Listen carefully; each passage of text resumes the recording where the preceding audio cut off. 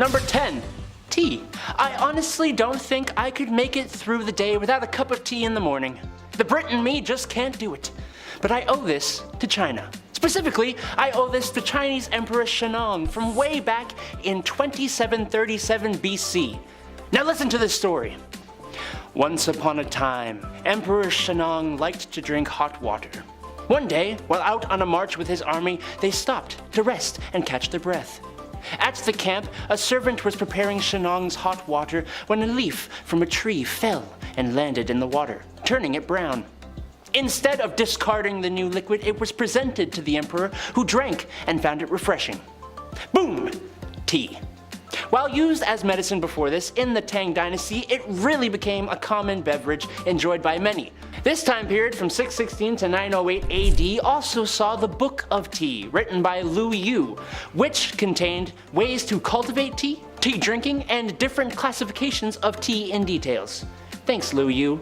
You the best. Number 9. Compass. Avast ye all drunken sailors, and maybe Jack Sparrow, depending on how long the trial lasts. We'll see how it goes. The invention of the compass hails from the ancient land to the east.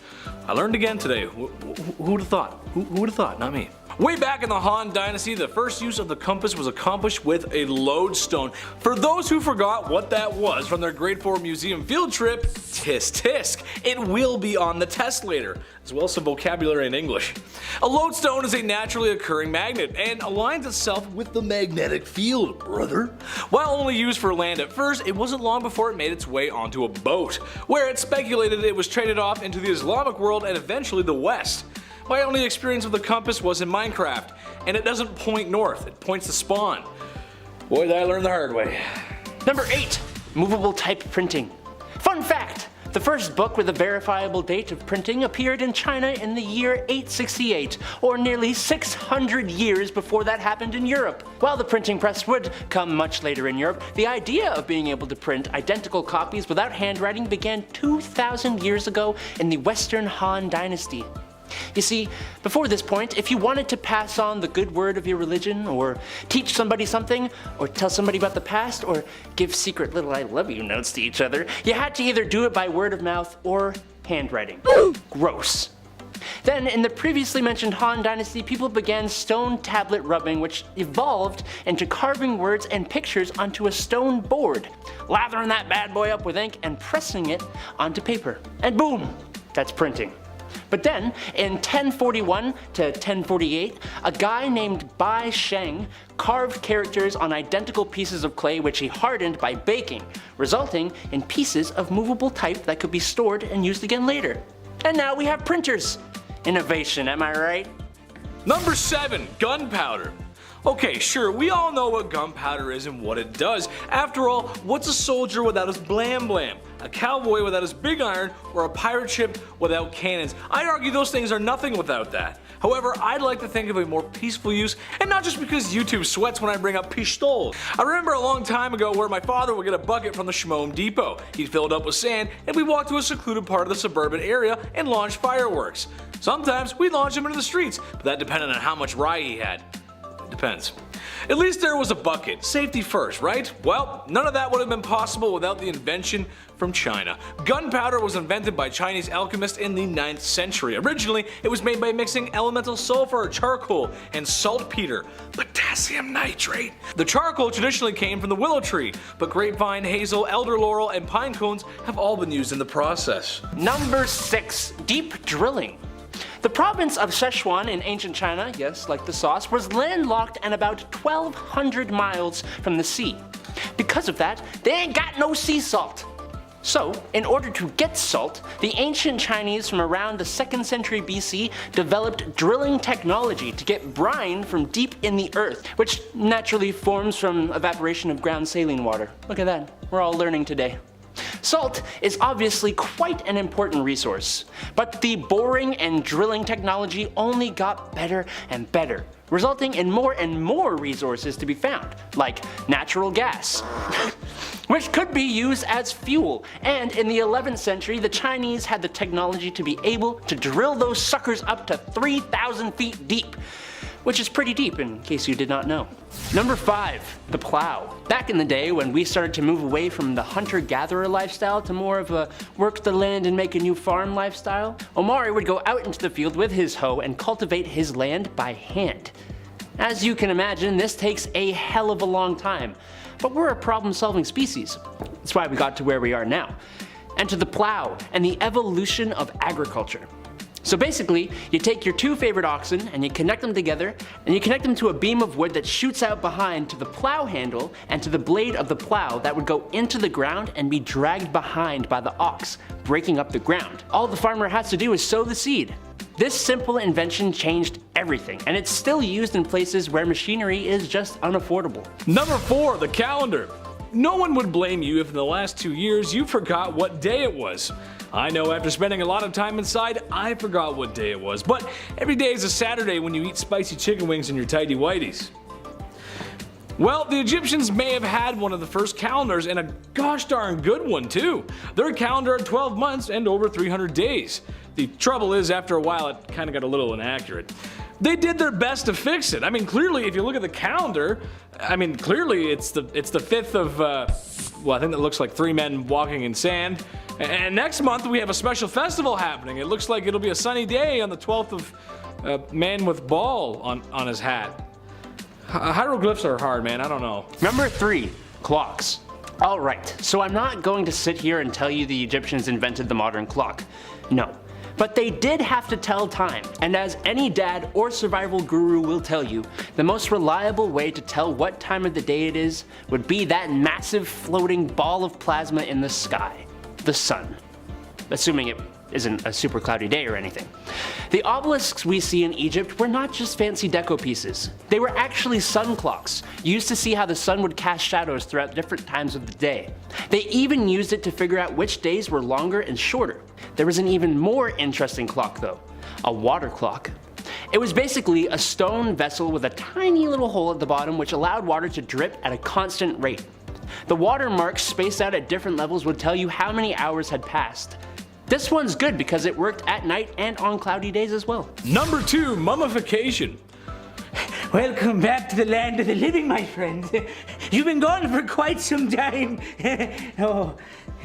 Yes, the process of mummification, probably the number 1 thing ancient Egypt is known for, maybe besides the pyramids. While not the only civilization of the past to practice this, they kinda ran the show here.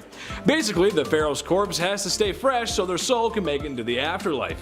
The heart stays, but everything else is like a furniture after a bad divorce. It must go. The brain was stirred up like a family reunion square dance and drained like last night's punch bowl. But wait, horror fans, there's more. Lungs, liver, bladder, intestines, stomach, kidney, and basically anything you can scoop out with your favorite ice cream scoop is going. But don't toss them out though. Some of these organs were preserved in jars. Makes nice decorations beside the piles of gold found in the tombs. Yes, my liver jars. Oh, yes. Number 1. Cosmetic Makeup. The ancient Egyptians created makeup as far back as 4000 BC. That's a long time ago. And that's how long we've been obsessed with our looks. Yikes. Their makeup actually served more of a purpose than just looking good though. The eye makeup they used specifically was believed to cure eye diseases, which wasn't true, and would protect them from the evil eye, which, I don't know, could have been true. Kind of like the ink, they would use soot, but they would combine it with a lead mineral called galena to create a black substance they called coal. That's K-H-O-L, not C-O-A-L. They had multiple colors actually. They would make green makeup by combining malachite with galena. Now, if you saw our bizarre beauty products and history video, you probably know that lead, even lead minerals like galena, aren't really great for you. But hey, anything in the name of looking good. Kicking off the list at number 10, astronomy. You ever want to date somebody, but they're a Libra and you're a Gemini? Oh, ain't that the worst? Look, dating apps even have this now as a feature. You can write down what your symbol is, like, hi, I'm Kyle, I'm a Leo, and I love waking up early. Those are real bios for real people, and we have the Mayans to thank for all of this. The Maya studied the stars. They were the pioneers of our calendar, which I'll explain a little bit later on, but they also created lunar months. They figured that 81 lunar months added up to 2,392 days, meaning that one lunar month is 29.53 days, incredibly close to our modern moon month, which is crazy. They nailed it that long ago. They also studied Jupiter, Mars, and Mercury. They studied where each planet travels to and when. If you're a Libra, like me, smash that thumbs up. I'm a late Libra too. We're just trouble. We're the worst of the worst. Number 9, the Mayan calendar. It's 2022, which means the world thankfully did not end in 2012, but the Mayan calendar predicted that on December 21st, 2012, apparently it would be this massive doomsday. No meteors hit, that was all false, that wasn't a real thing. Thanos didn't snap any of us away, nothing like that happened. But that day did mark the end of their 5,125 year-long calendar. Yeah, and you thought you were a planner. Okay. The Mayan calendar is extremely accurate. Their calendar is 10,000ths of a day more exact than the calendar that the world uses today. They're that precise. We have leap years and stuff just to try and correct it. They used 20-day months and had 2 calendar years. They had a 260-day sacred round and then a 365-day year. Every 52 years, these 2 calendars would coincide with one another, and this was referred to as a bundle. Imagine if we still had this now, that'd be so confusing. Like 10, 9, 8, what are we saying? 7. Number 8, chocolate. When I visited the UK, the first thing I noticed was how much better your chocolate was. So good. I'm not sure what y'all are doing over there. Maybe it's just made with love. Who knows? But I'm a huge chocolate guy, and the UK nails it.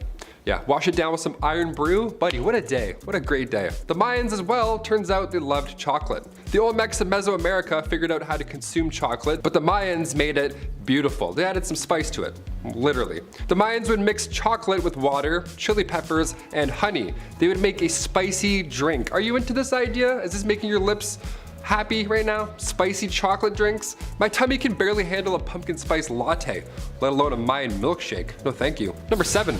Math. One of the earliest uses of the number 0, being in mathematics, came from the Mayans.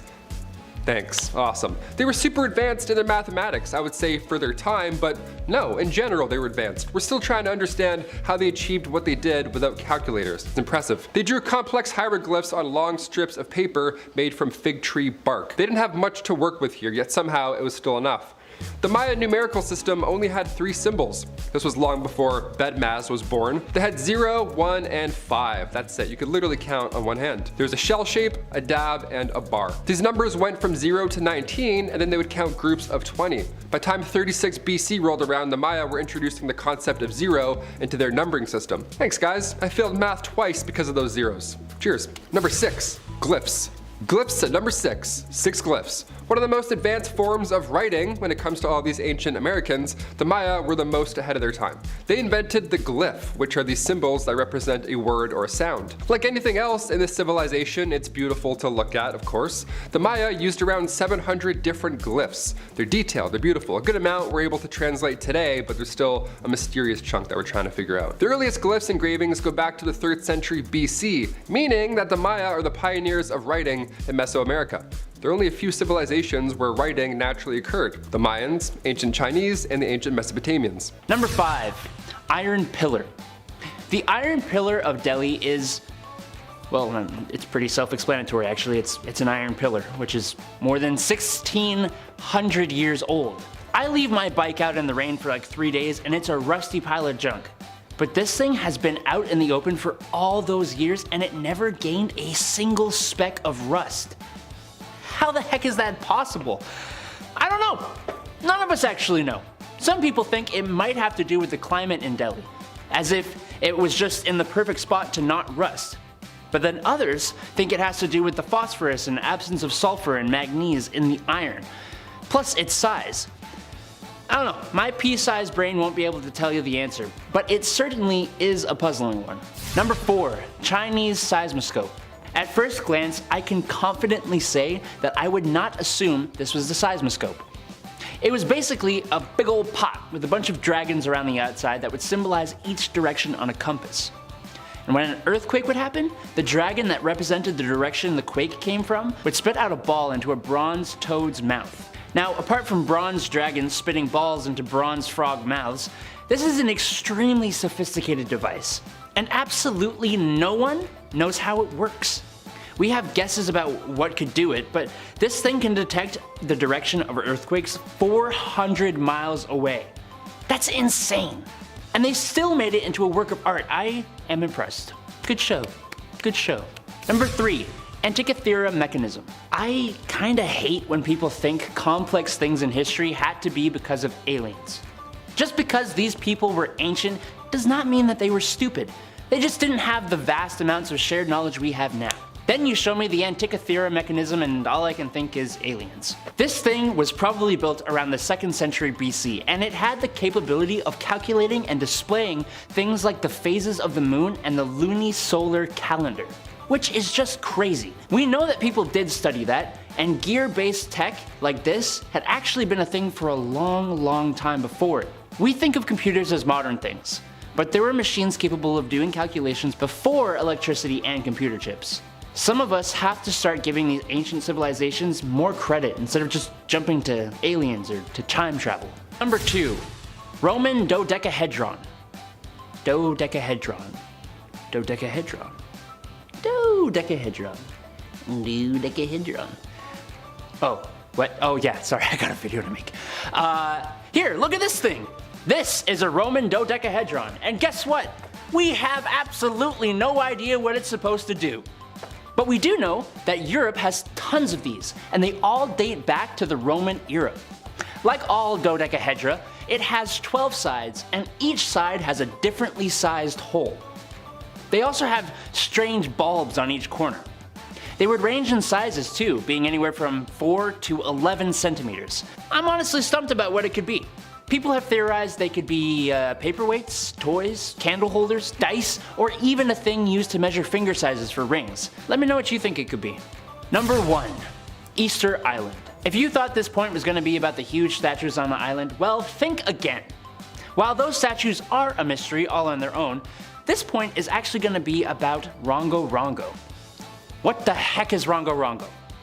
Well, Rongo Rongo is possibly a form of ancient writing. What makes it stand apart is that it is almost nothing like any other form of writing from any other culture in the world, at least that we know of. Look at this really handy dandy rock that's covered in the writing. Can you make anything out of it?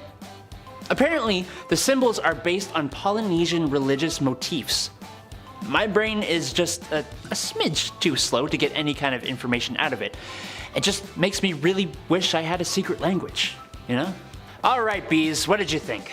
My brain kinda hurts from just thinking about some of these, and I think I'm gonna go have a little lie down. Number 10, Extinction. Neanderthal history dates back to around 430,000 years ago. We've always thought that their extinction was caused by some sort of event, some catastrophic wipeout of some sorts, you name it, and we're trying to pinpoint it every day. Not every day, but you get it. There's a new Netflix documentary called Ancient Apocalypse, where Graham Hancock explains this very event. What wiped out early humans, and rather, what's left of them. Very recently, a human tooth was discovered in a cave in southern France. Now, this tooth in question is from 54,000 years ago. Now, up until this point, we always thought Neanderthals went extinct around 40,000 years ago, when modern humans started to roll in. But this new discovery could mean that the two species may have coexisted at the same time. Imagine that, you're going to work, you see a Neanderthal, you're like, hey, what's up? This is an odd 10,000 years, cool. Did modern humans wipe out Neanderthals? Maybe, I mean probably. Are Homo sapiens to blame for the extinction of Neanderthals? That would be crazy, imagine that. Meanwhile, I'm over here like, hey, hit that thumbs up button, cheers. Species are wiping out each other, this is crazy. Number 9, Craftsman. It doesn't matter how far back you go, art will always be around in some way, shape, or form. Literally, Neanderthal craftsmen would carry with them a pouch, and it would basically be a vandalism pouch. They could just go around and draw anything they wanted. And inside of it, it includes lithic flakes, sharp rock flakes, basically to cut anything at any time. You had with them scrapers as well, which would be used to cut animal meat or carve wood. Pressure tools were also in there as well to sharpen said other tools. Just the first ever tool belt, essentially. Now, Neanderthals would use hard rock knapping and use striking techniques, and sometimes they would carve art. Neanderthal carvings were discovered in Unicorn Cave over in Germany recently. Archaeologists found 50,000-year-old deer bone with patterns carved into it with said tools. So either these guys were bored or they were expressing themselves via art. Number 8, Food supply. Hunting looks challenging today, let alone thousands of years ago. I'm sure a crossbow helps, but back then, not so easy. Neanderthals would of course have to hunt in order to eat and survive, but just what did they eat? Hardin Tartar hinted at their diet, and that diet being mussels, dolphin, seal, and tons of plants. Now this came to light after part of a seal's jaw was discovered in a Vanguard cave in Gibraltar. Now the jaw in question had man-made cut marks from tools that I mentioned earlier. So now we have a full picture. Now we can put a date on it. Number 7. The Pit of Bones. The Pit of Bones. Classic, great name. Located in northern Spain. Yeah, first of all, what a horrible, scary name that is. Imagine pitching this to the wife for a family trip. Yeah, we're going to the Pit of Bones. Grab your sandals. It's gonna be great. Since 1976, well over 6,000 human fossils have been collected from the Pit of Bones. They found around 28 individual Neanderthals in total, so maybe the Pit of Bones is actually a great name after all. Kinda nails it, I guess. The skeletons date back to around 430,000 years ago. Now in terms of facial features, these are for sure Neanderthals. We can confirm them. Neanderthal lineage confirmed. Very old. That's so old. I can't even imagine. Number 6. Spears and arrows. Perhaps one of the most vital inventions, and one that we for sure still use today, is that of arrows and spears. They were a necessity of course back then when it came to hunting, and for people in the Stone Age, well, all they needed was wood, really.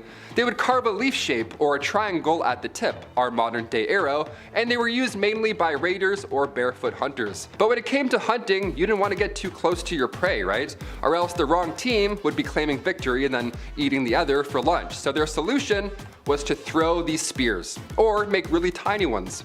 One of two. You can either javelin somebody really hard or hang back and, just shoot a big dude with an arrow. One of the two. It's gonna be a lose-lose probably.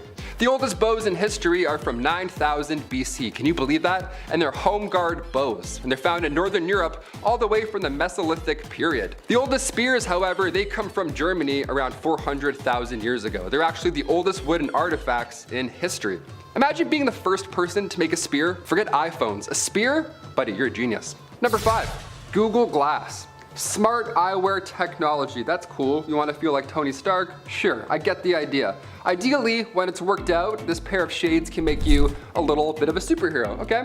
It's able to display information and content in a similar way that a smartphone would, only, hands-free. It would be only voice control, wearing a heads-up display like Google Glass, or even a modified version of VR. Now or later, I don't know if I'm on board, to be honest with you. These can contribute to eye fatigue and may cause visual confusion. And also, this may mess with your memories, scientists say. You'll get a pop-up in the middle of your kid's first birthday and your whole memory is just ruined forever, you know what I mean? I don't want that. I don't want a computer or notifications anywhere around me. My phone's bad enough, let alone Google Glass. Middle of a conversation, a really dirty pop-up comes up. You're getting coffee with your parents, you're like, close, please. Number 4, robots. Oh god, here we go. We're at a point now where robots can straight up do parkour. Boston Dynamics is trending every other week. Half the time I can't tell if their videos are real or fake. These robots are just too impressive. Sophia the robot. Yeah, she's been on talk shows. She's a fun time. Let's talk about her for a bit. Sophia the robot is the first robot to ever receive citizenship from a country. Can you believe that? She's legally from Saudi Arabia. Sophia is a citizen, and this robot citizen was on talk shows saying how she wants to destroy humans. And then everybody around on the talk show laughed and went along with the bit. Could this slowly be underway? Is this a marketing ploy? I don't know. Either way, I don't like when robots say again, hey, call me old school. I don't like when robots do shit. Number 3, flying cars. Where we're going, we still need roads. Ideally, Marty, let's do it. Even scarier than self-driving cars. Cars that fly. I never want this, personally. I can't even parallel park now, let alone in the air. Know what I mean? This idea started to get real back in 2017. You may have seen it online. The concept of a futuristic hover car was revealed officially. It was called the Renault Float Car, and it wasn't as cool as we thought, but it's a step, definitely a step forward. There's numerous companies working on a floating car right now, and to be honest, by 2024, we could actually see these things on the road. So heads up or forward. I don't know, just stay awake on the road, just drive, please. Number 2, mood rings. Okay, for these last two, we're gonna jazz it up a little bit. I'm gonna pick 2 inventions that thought they changed the game, but really, they didn't at all. This 70s invention was a real gem. Pun, we got it. The mood ring, as far as fads go, not the best, not the worst. It's nothing like our #1 spot, but it's quite close. The stone that would change its appearance due to your body heat. That was the, the magic of it. But some folk actually let this ring make decisions for them in real life. The mood ring was the bee's knees all around town. Joshua Reynolds and Maurice Ambat created them in 1975. They added some love, or some lies rather, to the mix, and now we got a popular fad. Yellow meant that you were nervous. Blue meant that you were relaxed. And red obviously meant that you were mad, right? Of course, take your ring back and your $8. They sold 40 million rings in just a few months alone, making around $20 million in sales. All for a ring that just likes your body heat. My mood ring says that I'm angry after hearing that fact. So let's move on. Finally, #1. Silly bands. Oh boy, where do I even start with these ones? I remember taking part of this craze when I was in high school. I had like 11 of these all wrapped around. Zero circulation, but you know what? I was cool. They were literally just rubber bands that made a silly shape. And most of the time, the shapes weren't even that silly. It would just be an anchor or a hammer. That's not silly at all. The same team that made the Live Strong bracelets were responsible for silly bands, and by 2010, thousands of stores were selling them. It was hot. You couldn't even buy these things, honestly. They were sold out, I remember. I was part of the mob trying to get those silly bananas. Classrooms had to ban these because they were too distracting. How embarrassing is that? The iPad came out in 2010, yet they had to ban silly bands in the classroom. We love it. Silly bands made over 100 million a year. I'd say it's worth it for that guy. The guy's swimming inside of his house now because we wanted the $ shape wrapped around our wrist for some reason. So you know what? He got us. Eat the rich. I'm like, yeah, eat the rich, but stop buying silly bands at the same time. Know what I mean? #10, bowling. Where would we be as a species if we didn't spend the entirety of the 1990s in bowling alleys and arcades? In later years, they seem to have fallen out of style, and for the life of me, I can't figure out why. Where else for $20 a person can you spend time in a large building with the heat on, and the youngest people besides you and your friends is a league of retiree bowlers saying questionable things in the lane beside you? A blue carpet with planets and rocket ships has the same amount of character as the musky clown shoes you wear as you approach the snack stand. A waft of radioactive nacho cheese assaults your nose as the bubblegum chewing student behind the counter asks if you want another room temperature domestic beer. Nice. The foam and bacteria forming in your stomach is a classic tale of a bowling alley tucked away in a Midwest snow-covered state. Nice. Now, with my colorful depiction aside, let's get to the history. None of that glory would be possible without the Egyptians. Yes, they invented bowling. No nacho cheese and weird animations on the TV, but it was still bowling. The ball was made of rope and leather, or sometimes rock, as were the pins. Throw it at the pins, simple, that's it. That's bowling. #9, math. Oh, math. You remind me of a simpler time. A time when I was bawling my eyes out while my dad asked me over and over again, "What is 9 times 3?" Expecting me to come up with the answer under the enormous weight of patriarchal pressure. 27, Dad! It's 27! While the ancient Greeks usually get credit for coming up with mathematics, they actually took it from the Egyptians across the Mediterranean. And then, yes, they improved upon it. The Egyptians used a numeral system that helped them solve equations involving multiplication and the absolutely disgusting fractions. These guys understood concepts such as geometry and algebra, and they were the first civilization to develop and solve second-degree quadratic equations. I don't even know what that means. I wonder if there was ever a little ancient Egyptian boy who got yelled at the ancient dinner table by his ancient father about finding the circumference of a circle in the middle of the night. Probably. #8, papyrus. I heard Egyptians like paper. Well, you're gonna be doing a lot of paper rolling when you're living in a van down by the river. Huh, strange. I think I've heard that somewhere before. Yes, the Egyptians gave the world papyrus, which eventually would become paper. Writing stuff down before this was very difficult. It was inscribed in clay or stone tablets. That's hard. How is a stenographer supposed to do their job? Or when you get mad at an office printer for not working, you can't just break the tablet. We've all been there before, and if I were to make a list of the most important inventions of all time, paper would be on that list. #7, black ink. So you make papyrus paper, but what the heck are you gonna use to write on it? Ink. You're gonna use ink. Obviously. That's right, the ancient Egyptians actually invented ink. Now, they weren't the only ones. The Chinese also invented ink around the same time as well. But this video ain't about them. The ink used by the Egyptians was made from soot and ash from burning wood or oil mixed with water. Some of their inks even contained lead that would help ancient Egyptians bind the ink to the paper. But they didn't just use black. They had red inks made from iron-based compounds, as well as blue, green, white, and yellow. It was a colorful place, and they were likely a colorful people. Number 6, the haircut.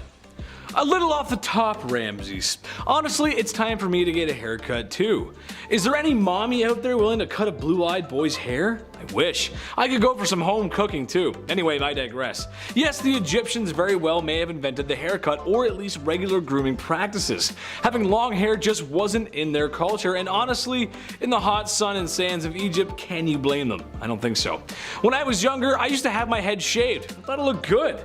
It kinda did, but the main reason I did it was because it kept me cool. It was functional. It may surprise you that yes, we got hot summers in Canada. So I can understand why the Egyptians did that. That being said, they did manage to keep some of their facial hair because beards are like makeup for men. We just look better with them. We look good. It's a good look. Number 5, Burke Hair. This is a little different, but you deserve to know. Medical schools were offering a handsome fee for deceased bodies. Yeah, so if you have any of those, bring them on out. That's great. We're gonna study those because it's the 1800s. So now an unhealthy amount of Victorians came up with a new solution to make some money: robbing graves. Yeah, it got so out of hand that family members were actually guarding the graves of the recently deceased. Yeah, like their usher at a concert. They're like, we gotta make sure no one gets in here. But nobody goes down in history like William Burke and William Hair. I'm gonna call this an invention, an idea, something. This is dark history. This is the darkest of all. See, they wouldn't wait until the body was done living, you know what I mean? They would actually take people's lives and then rush the whole process. They took 16 victims in total between 1827 and 1828. It took 16 victims for people to start catching on to this horrible pattern. Are you kidding me? After 3, I'd be like, hold on. The pair would lure victims to their house, they would fill them with alcohol, and then they would suffocate them. It was horrible. They had a sick system because the body needed to be in the best condition possible in order to receive the best payout from the Edinburgh University Medical School. Yeah, you can't, hurt your product and then sell it, if you know what I mean. That's horrible. But yeah, it's what they were doing. That's why they suffocated them. The Anatomy Act of 1832 put an end to this horrific idea, so yeah. That's a dark patent. We don't like that idea. Not all these are fun, cool bathtubs. Some of them are horrendous. Number 4, bird hats. Hey, there we go. Back to some fun Victorian stuff. Look, I don't have to say much about this next one here. I love a good hat. I've tried a few out here on the channel. I've worn a frontwards cap, tried the backwards. I love a beanie. Big winter guy, wear the beanie a lot. But I've never worn a bird, like a dead bird, on my head. That's something I'm not gonna do in the future.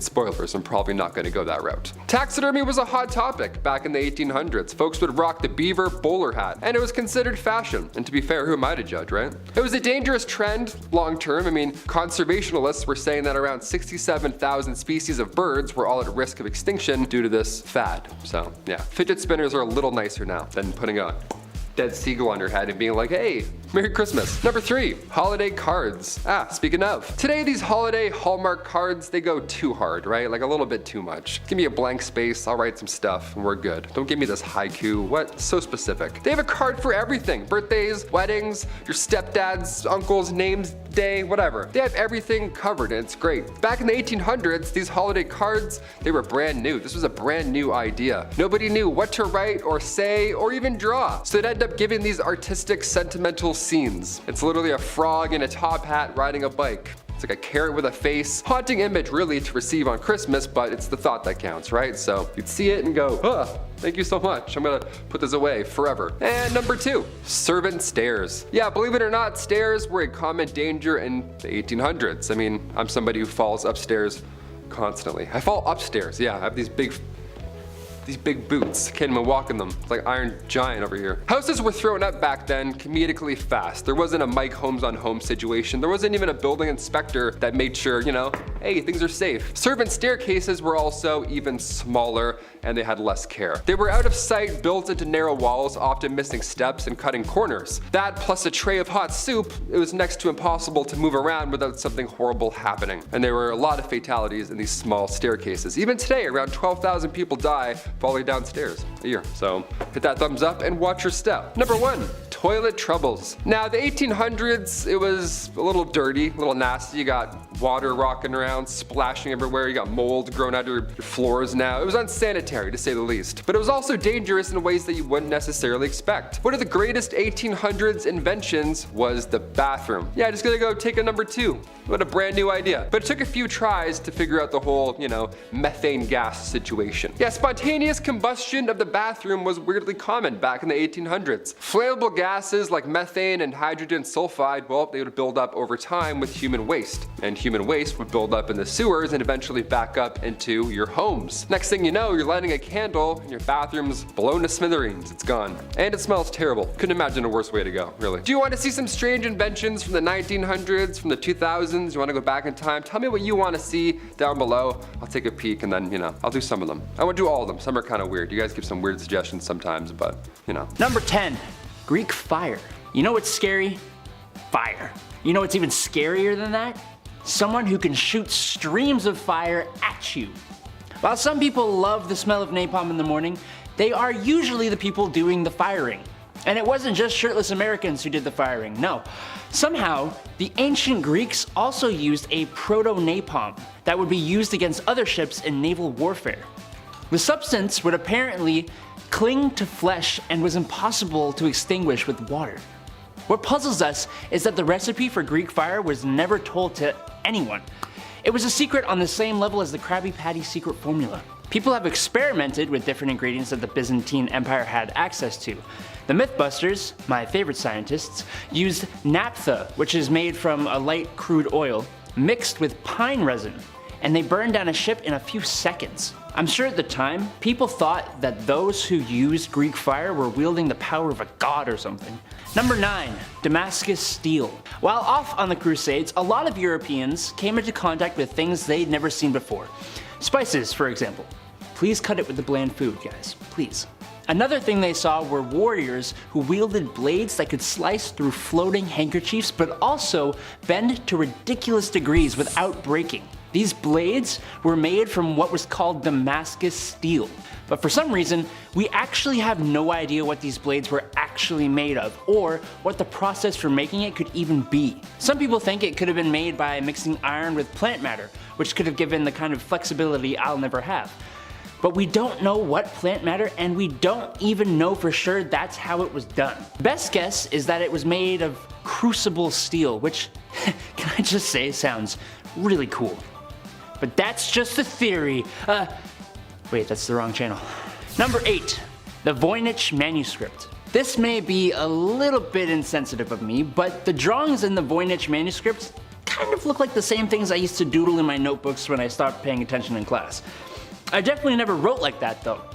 The Voynich Manuscript is named after Wilfrid Voynich, who was a Polish collector and bookseller in 1912, when he acquired the manuscript. It's from around the 15th century and is written in this really cool looking code with strange drawings. The font actually kind of reminds me of the font from Lord of the Rings. Does anyone else see that, or am I weird? A lot of the pictures drawn in the book seem to be plants. But then you get the random page that has a string of what looks like pregnant women and you're back to square one. I don't know, but I'm still going with somebody's encrypted notebook with fun doodles for when they're bored. Number 7, Oathbort Swords. How do you make a sword that your society did not have the technology for? That is an excellent question, and it is the question that Viking Oathbort Swords posed to historians. The problem with Oathbort Swords is that the technology required for making them did not appear until about 800 years later. Now the thing that kind of bothers me with that assumption is we are assuming that it didn't appear until 800 years later because we haven't found evidence to prove otherwise, except for the swords themselves. In Viking society, a lot of stuff was made with wood and other degradable things, which makes it really hard to know too much about the ancient peoples. What's really interesting is how a Viking sword bearing an Arabic inscription was found. Perhaps these swords were made with Damascus steel, the recipe for which was given to the Vikings through trade, maybe? We need more evidence to know for sure. Number 6, Baghdad Battery. Do you know how a battery works? Allow me to explain. I don't really know. What I do know is that it involves chemistry. Google tells me the chemical reactions in a battery involve the flow of electrons from one material to another through an external circuit. I don't know. We often think of batteries as a moderately modern invention, And for the most part, that's true. But then there's the Baghdad Battery. The Baghdad Battery, or batteries because there were a bunch of them, were discovered outside modern-day Baghdad in Iraq in 1936. And it's basically a clay pot with a copper cylinder inside of it. Inside the copper cylinder was an iron rod held in place with asphalt. Now, if you take an electrolyte liquid like even grape juice or something and put it in the pots now become batteries, generating about 2 volts of electricity. The crazy thing about this is that they were found in a Paleolithic village, which is like the Stone Age. We have absolutely no idea what the electricity was used for, but probably because it's fun to administer minor electrical shocks to yourself, right? Number 5. I'm coming out of this hole, partner. We enjoy many luxuries in the 21st century. Warm houses, everyday appliances, and the freedom to shout profanities at strangers on the internet you slightly disagree with, but you give them the business anyway because it's been a bad week and you deserve it. But probably what we should all be thankful for is modern medicine. Back in the 1800s, it just wasn't where it is today. A great example of that is safety coffins. A truly grim situation. A medical doctor has declared you dead, and now you are being buried alive. Have no fear, friends, because you had enough money for a safety coffin. The coffin contained a device or means of various designs, which was to alert the living of your mistaken burial and hopeful resurrection. The very rational fear of being buried alive most likely was spun from fiction and news at the time, with the occasional case happening here and there. However, I'm of the opinion it should be a never ever kind of thing. Yeah, no thanks. Number 4. Your bad hair day has just been terminated. Oh, to live in a time of industrial revolution where machines go and go. I'm sure that all this heavy industry won't enable bad practices of corporations and usher in the destruction of our environment. Pfft, no sir! This is the age of machines, and if machines can help with one thing, it most certainly can aid in another. May I introduce you the Rotary hairbrush? Why brush your own hair when an overcomplicated machine can do it for you? At the time, it kinda made sense. Machines felt like they were the way of the future. They were kind of right, but at this rate everything in the home would have intricate pulleys or a steam engine attached. Steampunk, anyone? Number 3. Full of air. The Industrial Revolution changed the world, we can't deny that. That can also be said for the steam trains. But what about pneumatic power trains? Back in the 1800s, a man named Alfred Eli Beach came up with such a design. Prior testing had proven useful enough to build a larger demonstration in New York. So he built a tunnel to test his air-powered train. It only ran a short distance, but the train held 22 people and was controlled by a roots blower nicknamed the Western Tornado. That was also my nickname in high school. Sadly, the project didn't receive much support from the government at the time, and other methods for trains eventually took over. Unfortunate, because it sounds like Alfred Eli Beach was very dedicated to the project, as he put up a very large sum of money to the project. The tunnel that housed the short train line was completed in 58 days. While he did have bigger plans for his train, it kinda just became an amusement for people. It was shortly shut down thereafter. But 58 days, that's pretty quick. I'd like to see that happen in a major city now. No way it's happening. Number 2. Get on my mongoose, bro. Looking at the Motor Scout, you can see the beginnings of what could be a 4-wheeler. Personally, I think it looks like a mongoose from Halo, but Mom thinks I play too many games. Designed by F.R. Sims in the late 1890s, it was never really meant for off-road terrain, instead to support infantry on smooth roads. Sims, understanding the annoyance of trying to ride your motorized quad cycle while someone is firing at you, placed a Maxim machine gun on the quad to return fire. Which is strange, because usually these things require a team of soldiers to operate. He also added an iron shield for a little extra protection. It is too bad that the next major conflict would have a lack of usable roads and more trenches than anything else. While it never did see combat, it was somewhat useful, and would later inspire Sims to design the first armored car. Number 1. Bro, trust me. Everyone has a favorite article of clothing. For sports fans out there, it could be a lucky jersey, but back in the 1800s, there was an article of clothing no British soldier could be without. The Cholera Belt. What does the Cholera Belt do exactly? Well, it helps to prevent cholera. I've got good sources, bro, trust me. The running not-so-scientific theory at the time was that any abdominal issues and sickness was caused by a chilly belly. So simply make your tummy warm and voila, cholera has been prevented. British soldiers in India were often given the belts unaware of the biohazard that was an epidemic. The belts were just flannel that basically wrapped around you. It's a good thing we're not superstitious today and would never buy into such ridiculousness. Hey man, did my order of healing crystals come in? I'm getting some bad voodoo vibes at home lately, man. I totally need to cleanse that space, bro. Starting our list off at number 10, VR. Okay, I recently got an Oculus and I felt sick a lot. I was so dizzy right off the bat. The game's super hot where you have to like throw items at bad guys. I actually got anxious. My palms were sweaty, my heart was racing. Olivia straight up cried when she tried it. It was a wild ride. This is pretty powerful technology. Black Mirror, of course, has toyed with how VR could go wrong, but The Simpsons also predicted its dangers all the way back in 2016. The episode titled Friends and Family has the town of Springfield excited over this new VR tech that's finally arrived. They're so into it that eventually people are walking in the streets while wearing these headsets. They're bumping into walls, they're smacking their heads, they're ignoring real life obligations. Cut to now with Facebook going the virtual route recently with the introduction of the metaverse. I believe The Simpsons actually undermined the dangers for this one. Yeah, you thought pop-ups and sketchy links were bad for your family on Facebook? I don't know, soon we're gonna be walking into virtual pop-ups. That's gonna be pretty alarming. $3 billion worth of VR was sold during the pandemic alone. Connecting during times like such can be vital, but how far is too far? Which room am I in? I'm in the laundry room like sword fighting someone. I'm like, what am I doing right now? Number 9. Drones. I mean, sure, drones can deliver packages now in like 13 minutes flat, and sure, they can fly through bowling lanes in cinematic fashion, but could drones be so advanced that we're actually mistaking them for alien aircraft? Possibly. We don't know how advanced these things are. We have no idea, not even the military. Back in the early 60s, the CIA had this secret program called Project Aqualine, where they used these small drones with a low radar cross-section, a little camera, all that spy stuff, and it was disguised as a bird, believe it or not. The first prototype was a bit obvious. It weighed over 100 pounds, it was this massive eagle-looking thing, but the only way to catch the drone was to fly it into a net, which broke something almost every single flight. Cut to 2022, it looks a little bit differently. Now there's like a bird conspiracy, people don't even believe birds are real, and there's for sure a drone pigeon out there somewhere. Number 8, 3D printing. This is something that did not exist when I was younger at all, in any way, shape, or form. All we had were those spider markers that like connect the dots that are like kind of sticky. That was it, that's the closest we had to 3D printing. Now people are printing swords in their basement, I don't know. Connor on our gaming channel, he printed a Pokeball and it looks awesome. It's a real size Pokeball.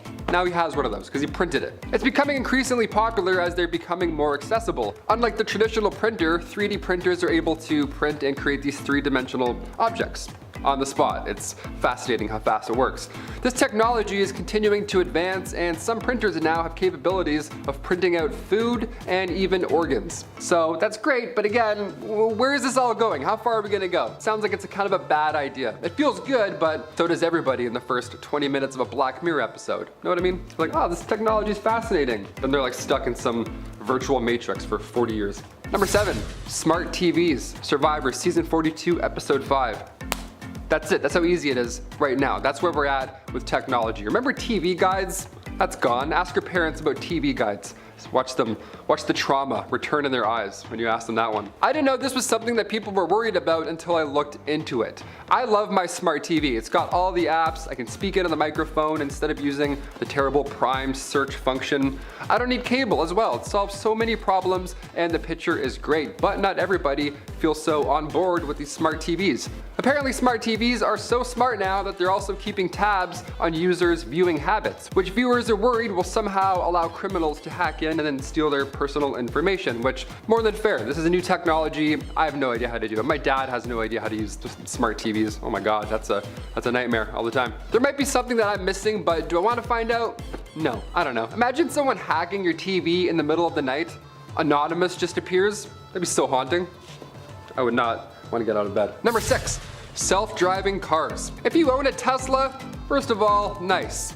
Bravo, must be nice, that's great. But comment down below how often you actually use the self-driving feature. I imagine that it's terrifying. I don't know if I could ever use that. Just click it and just, okay, hope it works. I watched this body cam footage the other day online of someone being pulled over in a self-driving car because they were asleep at the wheel. They were asleep, but they were driving, well the car was driving, but they were having a nap. They were on their way to work asleep, you know what I mean? This is where the line gets kind of hazy. Do we want this technology to go further? I don't know. I kind of want people awake on the road. Call me old school. I mean, there are plenty of reasons why this feature makes sense, why it could be exceptionally helpful, and why, you know, there's people who are clearly on board with the idea. but there are also some things that are rightfully a major cause for concern. One of the most debated and truly one of the biggest questions surrounding this is an ethical one, like will a self-driving car prioritize its driver over other road users in any given situation? Know what I mean? Something happens, who's it gonna prioritize? Someone you're about to hit, it's gonna prioritize you. How do we make those real life decisions? We don't. Well, we do, but computers, they don't. Number 5. Dawn of the punch card. With the Industrial Revolution on the horizon, many things were about to change. Probably the most obvious at the time was factories. While not the first, Richard Arkwright's Cromford Mill in 1771 is what most resembles a modern factory today. Cromford Mill was the first water-powered cotton spinning mill and initially employed 200 workers. It ran day and night with 2 12-hour work shifts, the gates being locked at 6 a.m. and 6 p.m., permitting no late arrivals. Oh, he likes to keep a tight schedule. Yeah, I can see the beginnings of a modern factory, alright. All you're missing is Bezos and a couple of drones to make it modern. All jokes aside though, these early factories changed the very fabric of not only Britain, but also the world. I mean, where would we be today with all that lovely pollution and those great and fair working conditions? I bet there was benefits too. Number 4. The golden liquid. You drink liquid and then it's gonna come out of you. It's simple, it's science. But sometimes other fluids need to be drained. Sometimes you can have difficulty using the little boys' room. Personally, I'm still learning how to put down the toilet seat. I haven't quite figured that one out. How to make pee when a person cannot pee. Portly founding father Benjamin Franklin thought to himself as he was holding a kite in the rain. This is something I learned, which I didn't know, is that he invented the flexible catheter. Yep. Next time you feel a little weird because a tube is being inserted into a sensitive area, you can thank the man on the $100 bill. Invented in 1752 in order to aid his brother with bladder stones. It's strange though, you think of a guy inventing other things, but in reality, it's a really important invention and something that's very common in the medical world today. I just hope to stay healthy long enough so no tube has to go near my founding father. Number 3. Pseudocool. Okay, so back in the 1700s, food was really hard to keep. For example, meat is packed with a salty brine in order to preserve it. It either has to be shipped overseas or last long enough through a cold and brutal winter. But plans for refrigeration were being drawn up, specifically the idea of vapor compression refrigeration. Not exactly the fridge that's in your kitchen today, considering there's still no main harnessing of electricity, which makes fridges run, but a brilliant idea nonetheless. While the fridge we know was still far away, it's crazy to think in the 1700s we had serious plans for one. While this was being developed, food was kept near lakes and snows in the winter. Runoffs from mountains were often used to keep drinks cool. I think this is something we all take for granted. I mean, could you imagine drinking room temperature milk or having a beef dinner that tastes saltier than salt? Looking back through history, it's interesting to see how humans persevere. As much as I love food, I don't know if I could stomach food from the past. Thank goodness we don't eat anything gross today. Hey man, do you have any canned cheese left? I'm kinda hungry. Number 2. Ebony, ivory, living together in harmony. I honestly thought this one was older than the 1700s, but hey, here we are, invented in the year 1700 by a musically inclined Italian gentleman named Bartolomeo Cristofori. Unhappy with what was going on at the time, he decided to spice it up by changing out a few parts of some common instruments. And started using little hammers that strike quickly on chords and come back in hopes they would not dampen the sound. Little fine tuning here and there and bada bing bada boom, you got a piano. I would attempt to make a joke about the piano, but let's be honest, no piano, no Elton John. No jazz, no Frank Sinatra. If you're asking me, that's a big problem. Number 1. ABCs. As someone who struggles with reading, this one makes me want to hide under my covers at night. I spent countless hours as a kid learning to read, and man, the phonics lessons were brutal. And thanks to this invention, I can blame it all on the 1755 invention, the English Dictionary. Yep, that's right. One of the most influential too. Written by Samuel Johnson, it took 7 years to compile all the words I can't pronounce. He was commissioned 1,500 guineas for the project, which is worth about £250,000 today. Until the completion of the Oxford Dictionary 173 years later, Johnson's dictionary is considered to be the preeminent English dictionary and a huge achievement in scholarship. I mean, you gotta give the guy credit for writing this. Imagine writing an English essay for 7 years. But then again, £250,000 for some of my writing also sounds pretty good. All I have to do now is learn to read and write. Number 10. Game Boy shoes. I'm not the most fashionable guy on the planet. I'm just a simple guy who likes simple things. So you can understand my shock, my horror, and my confusion when I saw the Game Boy shoes. Yes, that's right. Remember the Game Boy? Picking a starter Pokemon for the first time. That was a really serious choice. The very same portable console that changed your childhood could now sit snug as a bug in your platform shoe. I have several issues with this. One, can someone send me a working Game Boy? I miss those games, man. Come on, those are really cool. I want one. Number two, it just looks ugly. No shot you roll up to somebody's house with those bad boys and they go, yeah, you're cool, dude. You look great. You don't. Number three, maybe this is fine to wear in sunny California, but in Canada, the Game Boy would spend most of its time in snow. Or puddles. I couldn't do that to such a beautiful piece of gaming history. I would never forgive myself. Number 9. Are you winning, son? Is something your dad and every dad has said when checking on their kid playing games on a Sunday afternoon. Naturally, not knowing what a video game is or what a Pikachu does is just part of being a dad. However, next time dad decides to go on one of his fishing trips, you should surprise him with the Game Boy Fish Finder. Yeah, I know, another Game Boy gadget, but I had to. Every dad says they caught the big one, and they're not talking about your mom. But now dad can see them coming. Imagine spending hours in the summer sun on a lake with your dad, and the only thing that was distracting you from his developing drinking issue is now being used to find fish. But sometimes Nintendo likes to do weird stuff. Remember when the Wii came out? It was kind of weird. Loved it though. But a fish finder? This is only something a 90s fever dream could come up with. I'm just not sure about that one. Number 8. Floppy disks. Going with a lot of tech today, but stuff like this defined the later half of the century. Why are floppy disks on this list? Well, because it was arguably just as important as the PCs that revolutionized computers. And it's silly to think that how storage that small was so useful. Storage on floppy disks varied from different models over the years, but for an example, one model held 1.44 megabytes. Today in 2022, we are arguably in the beginning of the terabyte era. Now, try putting more than 5 AAA games on your Xbox, am I right? Gigabytes just aren't enough anymore. Now, if you crunch some numbers, a 1 terabyte flash drive has over 1 million MG, which, if we do even more math, is just under 700,000 floppy disks to our modern equivalent. The math is a little rough, but my point is clear. We've come a long way. Well, turns out that they were still somewhat being used up until 2019. I know, that's what I said. The US and whatever mysterious forces are in charge of nuclear weapons were still using them up until 2019. I feel like that's the wrong thing to put in charge of nuclear weapons. A floppy disk for nukes? That just feels like a bad idea. Number 7. Dial P for Palpatine. I just wanted to give you guys some more Palpatine. I think you guys really like it. But something that I don't know if our viewers experienced, but let us know if you did. This is kind of interesting actually, but the creation of 911. Honestly, what did people do before that? Pick up the phone and like, operator, help! Help, my house is on fire! Okay, sir, hold on, we'll just connect you. Okay, thanks. This is the fire department. Help, help, my house is on fire! Well, thanks to the totally non-corrupt and fairly priced AT&T, a nationwide number was decided to be the best for dialing emergencies and not waiting for an operator or any other option like screaming for help. A senator made the first 911 call on February 16th, 1968, which sounds like a long time ago, and it is, but it also kinda isn't. I don't know, that's kinda weird. Number 6. I am the destroyer of worlds. I mean, this is kind of a big one, literally. It's the reason why there hasn't been a World War III since, or why there will never be a World War IV, because there would just be nothing left. What am I talking about, of course? Jello mold foods. Nah, I'm just kidding, I'm not talking about that. I'm talking about nuclear weapons with the capabilities to wipe out an entire city with the flip of a button. Part of the super secret Manhattan Project, the goal was to make a weapon so destructive that whoever was unfortunate enough to catch a case of the super weapon would surrender immediately. Japan would unfortunately be on the receiving side of this, and shortly thereafter surrendered World War II. Imagine though, the power to level an entire city in just a few seconds.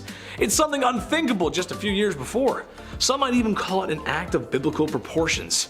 And you wouldn't be that far off either. Number 5. Silk.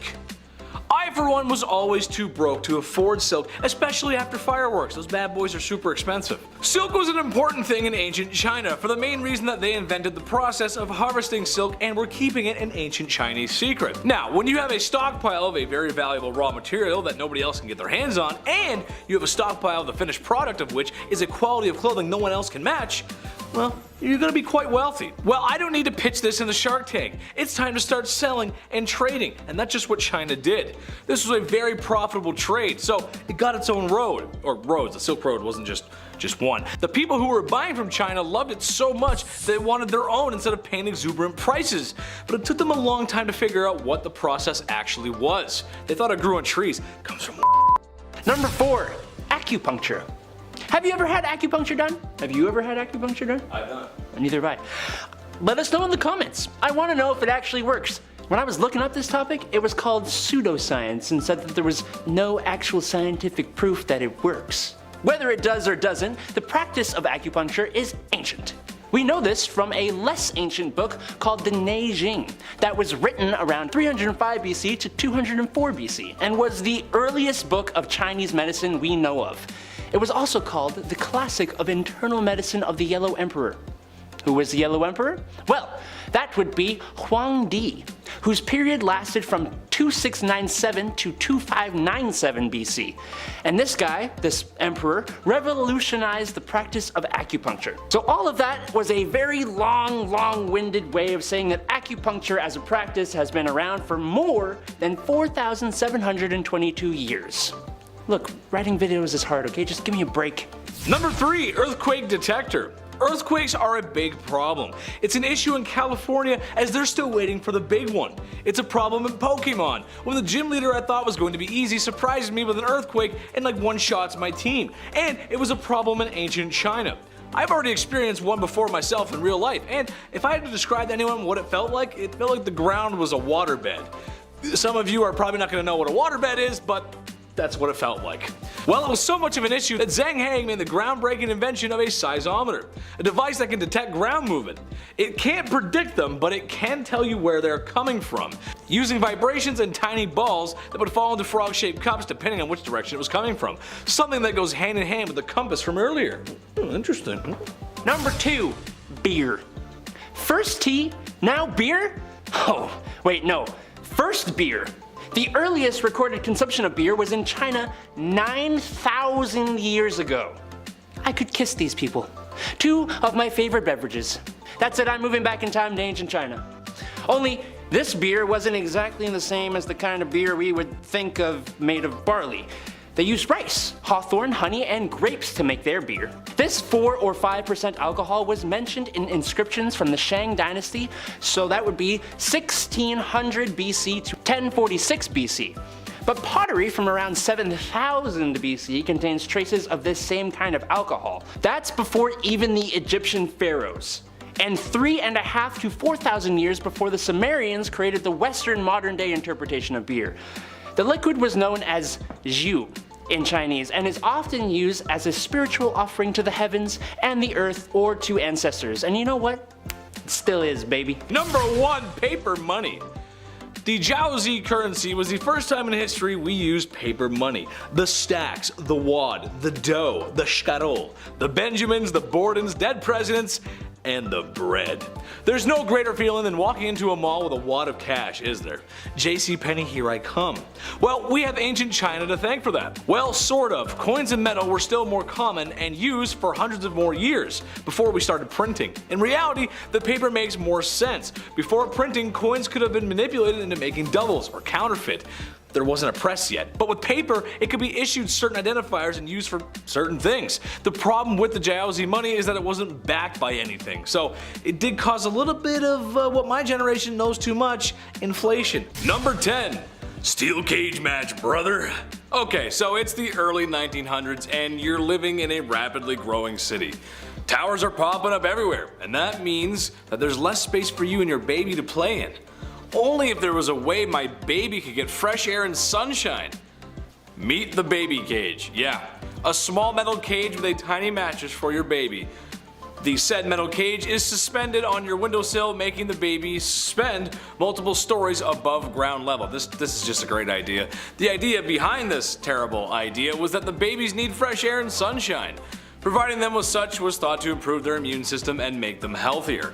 Besides the fact that the only thing separating your baby from becoming the worst rainfall event of the month was a thin metal cage. This is a prime example of why every product should be thoroughly tested and thought about before selling. Eventually, these did fall out of fashion, but in reality this wasn't that long ago, which is kinda crazy to think about. Number 9. Nuclear time. A lot happened in the 1900s. I mean, a lot. Couple wars here and there, the TV, the car. It was a busy century. A century full of discovery and invention. One such unusual invention was the radium dial, watches and clocks that were painted with luminescent paint, making the numbers and dials glow in the dark. Trouble with this new invention was the paint being used wasn't exactly safe, as it was made from radium. For the Breaking Bad nerds at home, radium is a highly radioactive element, even more so than the legendary uranium. So when a factory of women eager to get to work were told they were going to be painting watches with radioactive paint, do you think anyone asked for PPE? Truth be told, not everything was known about radium as it was only recently discovered, but what's so unusual is what factories told these women how to paint the watches. In order to give the brushes a fine tip, the women were instructed to use their lips to keep the brushes in perfect order, not knowing that day after day they were ingesting a very radioactive element. And in some sense of dark comedy, they sometimes had fun and painted their nails and on each other. I mean, it glowed in the dark, it was glow in the dark paint, it was new, it was cool. Over 50 women would become very sick from painting, and 12 sadly lost their lives. Number 8. I'm ready for my close-up. Ladies, this one's for you. In this day and age with social media, loving your self-image can be tough.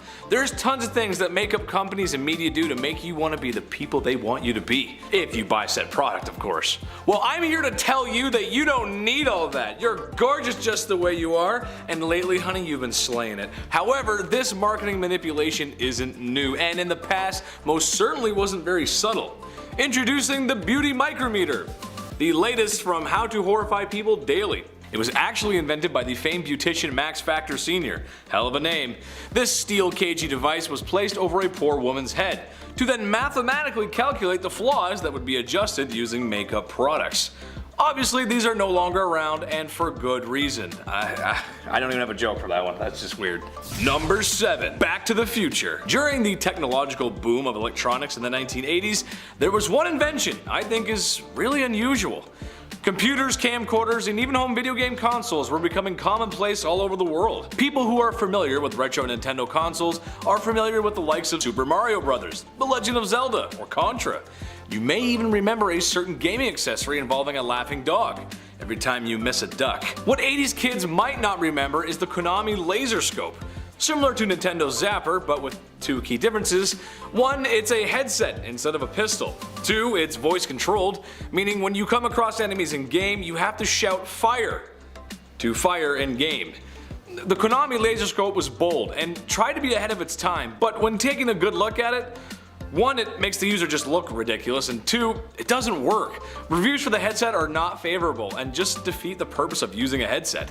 Today we have VR headsets that may seem just as ridiculous, but they work, and the use of voice still isn't a primary control used in games today.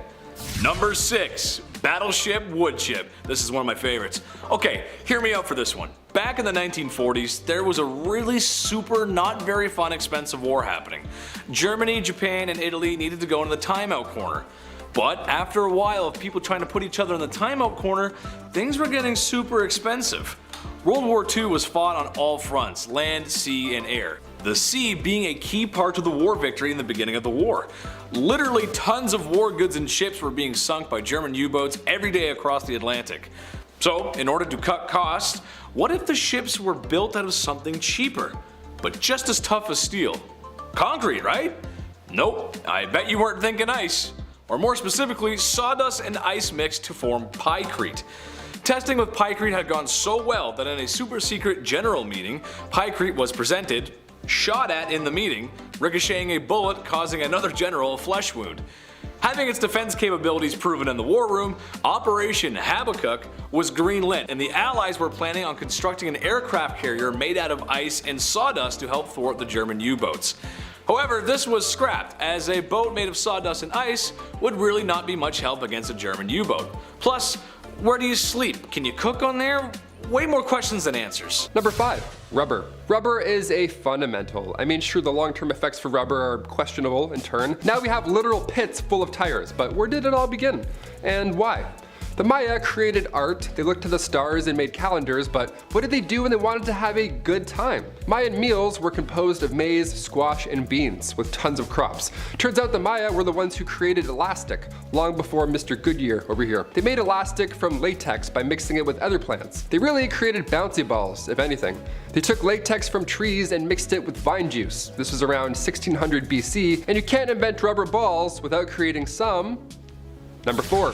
Ball games. Yeah, imagine inventing a bouncy ball. You can now create any game you want. Any rules. You'll never lose again. How great is that? The Maya have pretty impressive ball courts. These games were all but fun, honestly. These were religious events. These games would last around 20 days on average, so I hope you warmed up that harm because you're going to be here for a while. The pressure was always on, also from the overlords, as these courts were built at the bottom of a sanctuary. Yeah, hey, no pressure, but your ex is here with Zeus. Break a leg. The go-to game was called Pocket Talk or Hodgepodge, and you had to throw a heavy elastic ball through a hoop.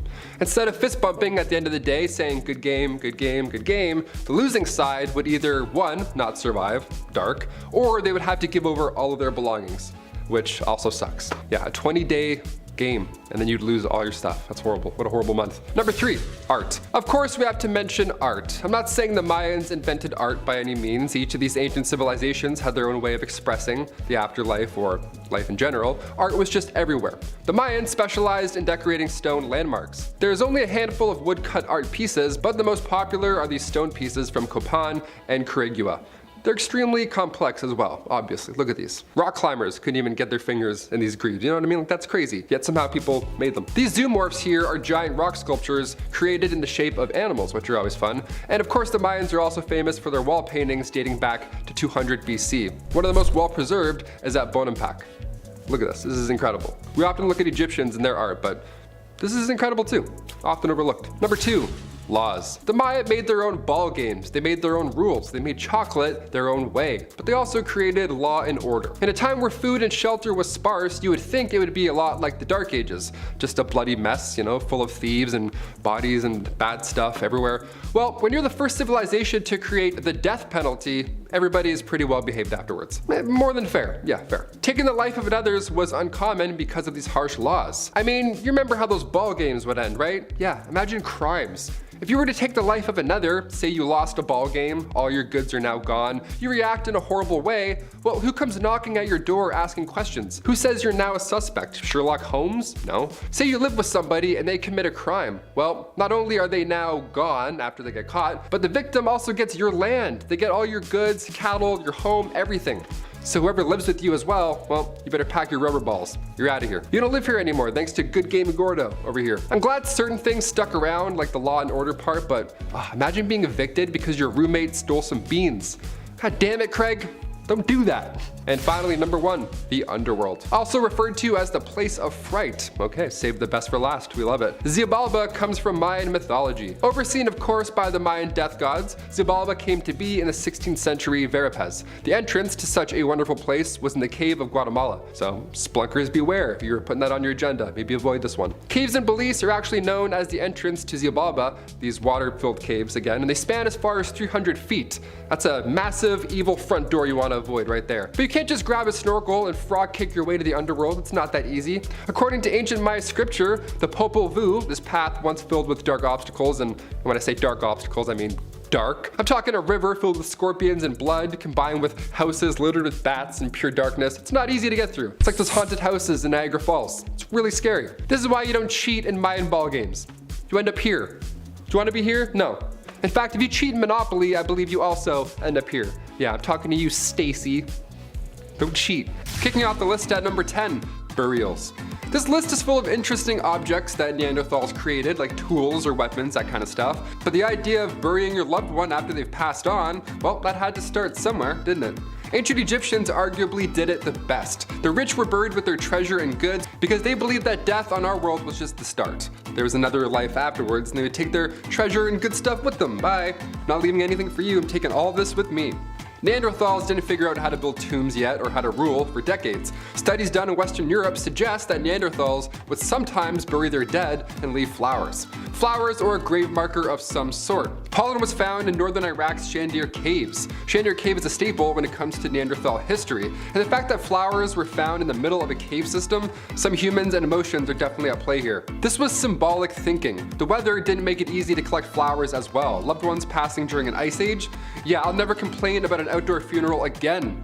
Number 9, glass. Imagine making glass for the first time. You would have thought you were a wizard for sure. I watch glass blowing shows now and it looks like wizardry. Wizardry in 4K. Glass blowing is nuts. They're just like, and it's just like a vase all of a sudden. You're like, how did he do that? That's so hot. Glass that was naturally occurring, like obsidian for example, that was around and used during the Stone Age. Man-made glass was first used around 6,000 years ago. Man-made glass, yeah, let's talk about it. Archaeologists are pinning Lebanon, North Syria, and ancient Egypt as the birthplace of synthetic glass. The first use of man-made glass were beads, believe it or not. Imagine being the first person to rock beads. The confidence. Mid-2000 BC, guy decides to glaze up some beads. What an icon. Now we get to do this. The beads, it's a cool door. Number 8, sharpened stones. Some of the oldest tools in history could be laying in front of you and you would have zero idea. You have no clue. Coming from the shores of Lake Turkana in Kenya, these stone tools date back to around 3 million years ago.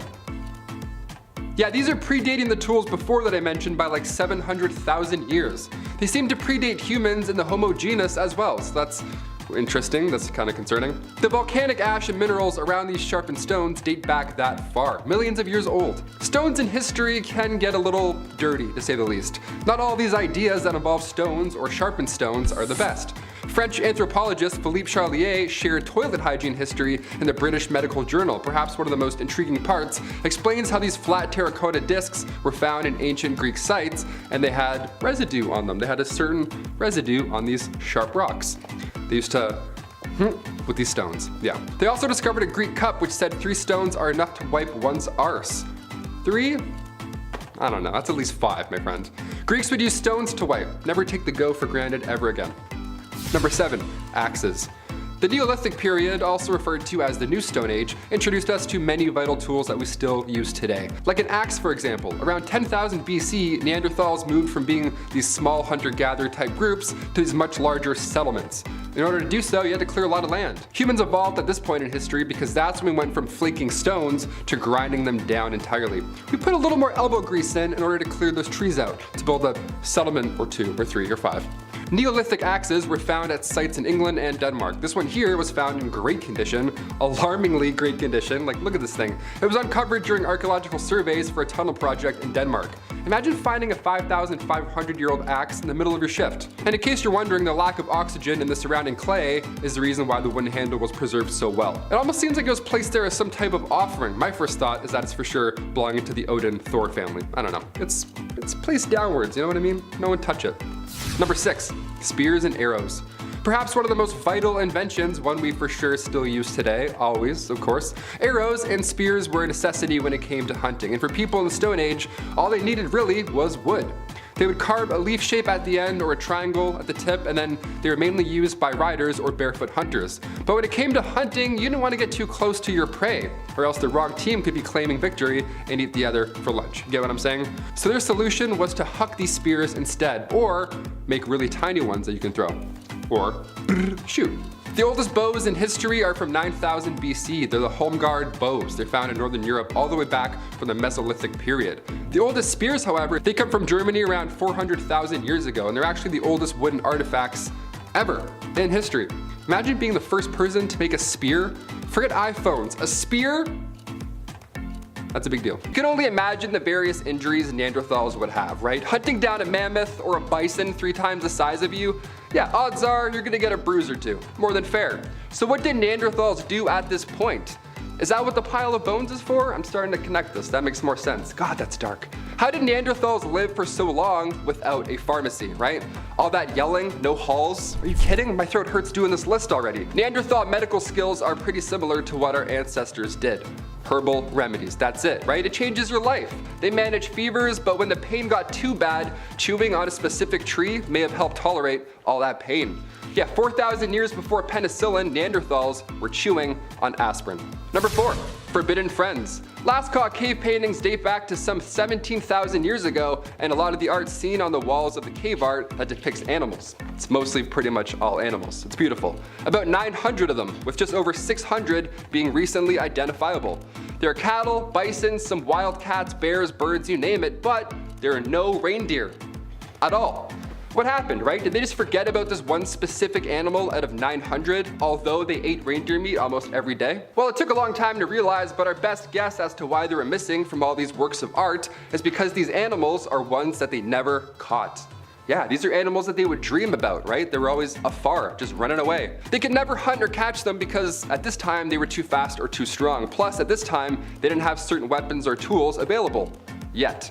More than fair. I would much rather draw a bison than have to tackle one. You know what I mean? Number 3, more art. Okay, here's where we're at with Neanderthals and art. First of all, we don't have an actual representational version of their art, but we do have symbolism, which is, some would argue, the same thing. That's pretty close. And just as fascinating, really. Especially when they look like this, when they look like a masterpiece in a cave. These are eagle talons. They're about 130,000 years old, and they're found at the Krapina Neanderthal site in Croatia. And researchers believe that they were part of a jewelry set, like earrings or a part of a necklace, something like that. I couldn't even make this now with a YouTube tutorial, let alone 130,000 years ago. This is mind-blowing. Number 2, flutes. Music has been in the air for quite a long time now, and Neanderthals enjoyed a flute every now and then, it seems. Yeah, they weren't playing We Three Kings or anything like that, but they were making music as early as 50,000 years ago. Incredible, I still can't even whistle 50,000 years later. The first instrument known to man was most likely our vocal cords, but the second instrument were the flutes of Geisenkloster Cave. They're the oldest musical instruments that have ever been discovered. They're made from bird bone and ivory of a mammoth. Yeah, so if it's any indication how old they are, they made music out of mammoth ivory. Yeah, take that, Skrillex. Finally, number 1, glass. Imagine making glass. Imagine being like, oh yeah, my dad makes glass. I don't know, he's a magician, I guess. Imagine making glass for the first time. You know what I mean? Like, you're a wizard. Even if you made glass now, I would think you're a wizard. Glass blowing shows on Netflix. I'm like, you're all wizards. How do you do this? Glass that was naturally occurring, like obsidian for example, that was around and used during the Stone Age. Man-made glass was first used around 6,000 years ago. Archaeologists are pitting Lebanon, North Syria, ancient Egypt, all as the birthplace of synthetic glass. The first use of man-made glass were beads. Yeah, imagine being the first person to rock beads. The confidence. A bead door? An ancient bead door? You would be a genius. Mid-2000s BC, guy glazes up some beads. What an icon. Starting our list off at number 10, the wall climber. Any fans of Spider-Man out there? I've been bouldering lately, and let me tell you, the wall climber could really help my game. The wall climber ideally would do just that. Let the user climb any building without the need of a pulley system. Now this gecko-inspired invention may happen. It may just allow humans to climb any glass building. Finally, just the thing we need, right? All those sicknesses, we're like, nah, I want a Mission Impossible some buildings. I think that's more important here. Geckos can scale a wall, no problem. They're impressive, they're cute little guys. They have these plump little toes covered in microscopic bristles. Now these bristles are called setae. They allow for these licky dudes to stay on the wall all day long. Although we know the science behind them, anything we try and test on it is far too heavy. Now this new wall climber device, however, it spreads the user's weight out evenly throughout the 24 tiles that make up each plate. It feels like a moving ladder, apparently. It's not too scary to use, although I would never in my life ever touch this thing. Terrified of heights. That would trip me out. I can't even rock climb without shaking right now, let alone scale a building with gecko gloves. No thank you. Could you do this? I don't know. I've seen Mission Impossible movies and I'm like, I could do that. I could never do that. Number 9, underwater breathing. Every time I'm watching a movie and the main character is underwater, I have to participate. I have to also hold my breath as well. You know, you're not alone, Tom Cruise. I'm also underwater with you right now. Let's do this. Let's get out of here. We've all wanted an underwater breathing apparatus at some point. We've seen it in Spy Kids or Star Wars. We grew up thinking, hoping that this was gonna happen. And maybe we're finally here. We're close, at least. Triton claimed that their artificial gills could let us breathe underwater for 45 minutes straight. The deepest you could go right now is around 15 feet, which, I mean, all things considered, not bad. This product was set to launch in 2016, but they had to refund its users, so it didn't work, but we're close. We're pretty close. Number 8, the running jetpack. Are you looking to shave exactly 20 seconds off of your mile time? Well, I have the odd thing for you.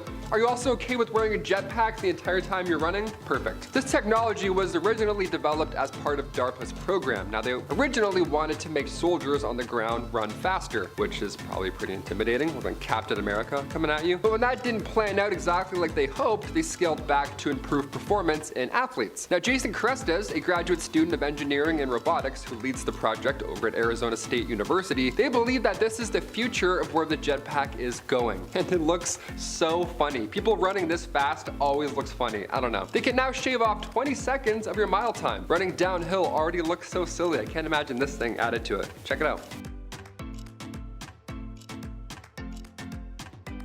Number 7, portable record player. Remember when iPods came out and it was like a big deal? Of course, 1,000 songs in your pocket, that's like witchcraft, right? That changed the game. I mean, even now, Spotify, it's getting better and better. Portable record players back then? Not so much. Not really the best invention, I don't think. Like I said, some of these suck. 8 songs in your pocket and they're all gonna scratch and get messed up. Back in the 80s, right before cassette players and Walkmans hit the street, this was the only way to listen to music on the go. So at one point in time, you had to use this and it looked so silly. That's why I had to include this. I don't think records are meant to be on your persons with headphones and like, what are you, Mozart? But a portable record player is not a good idea in any decade. In order to enjoy Frankie Valli and the Four Seasons, you had to remain completely still even though you were outside, so it wasn't really portable. It was just, you had to stay still. That would suck. How do you dance with that? You're like, ooh, I really want to move, but I can't, or else I'll ruin the party. Number 6, radiated toys. Yeah, don't put this one on your wish list next year. The Gilbert U238 Atomic Energy Lab Set. Here we go. It sure looks like fun, doesn't it, upon first glance? Is that or an Xbox? What's it gonna be? But when the company released this kit back in 1950, it was all but games. Now Gilbert, the Gilbert, who was a successful toy maker at the time, even a businessman, even a magician,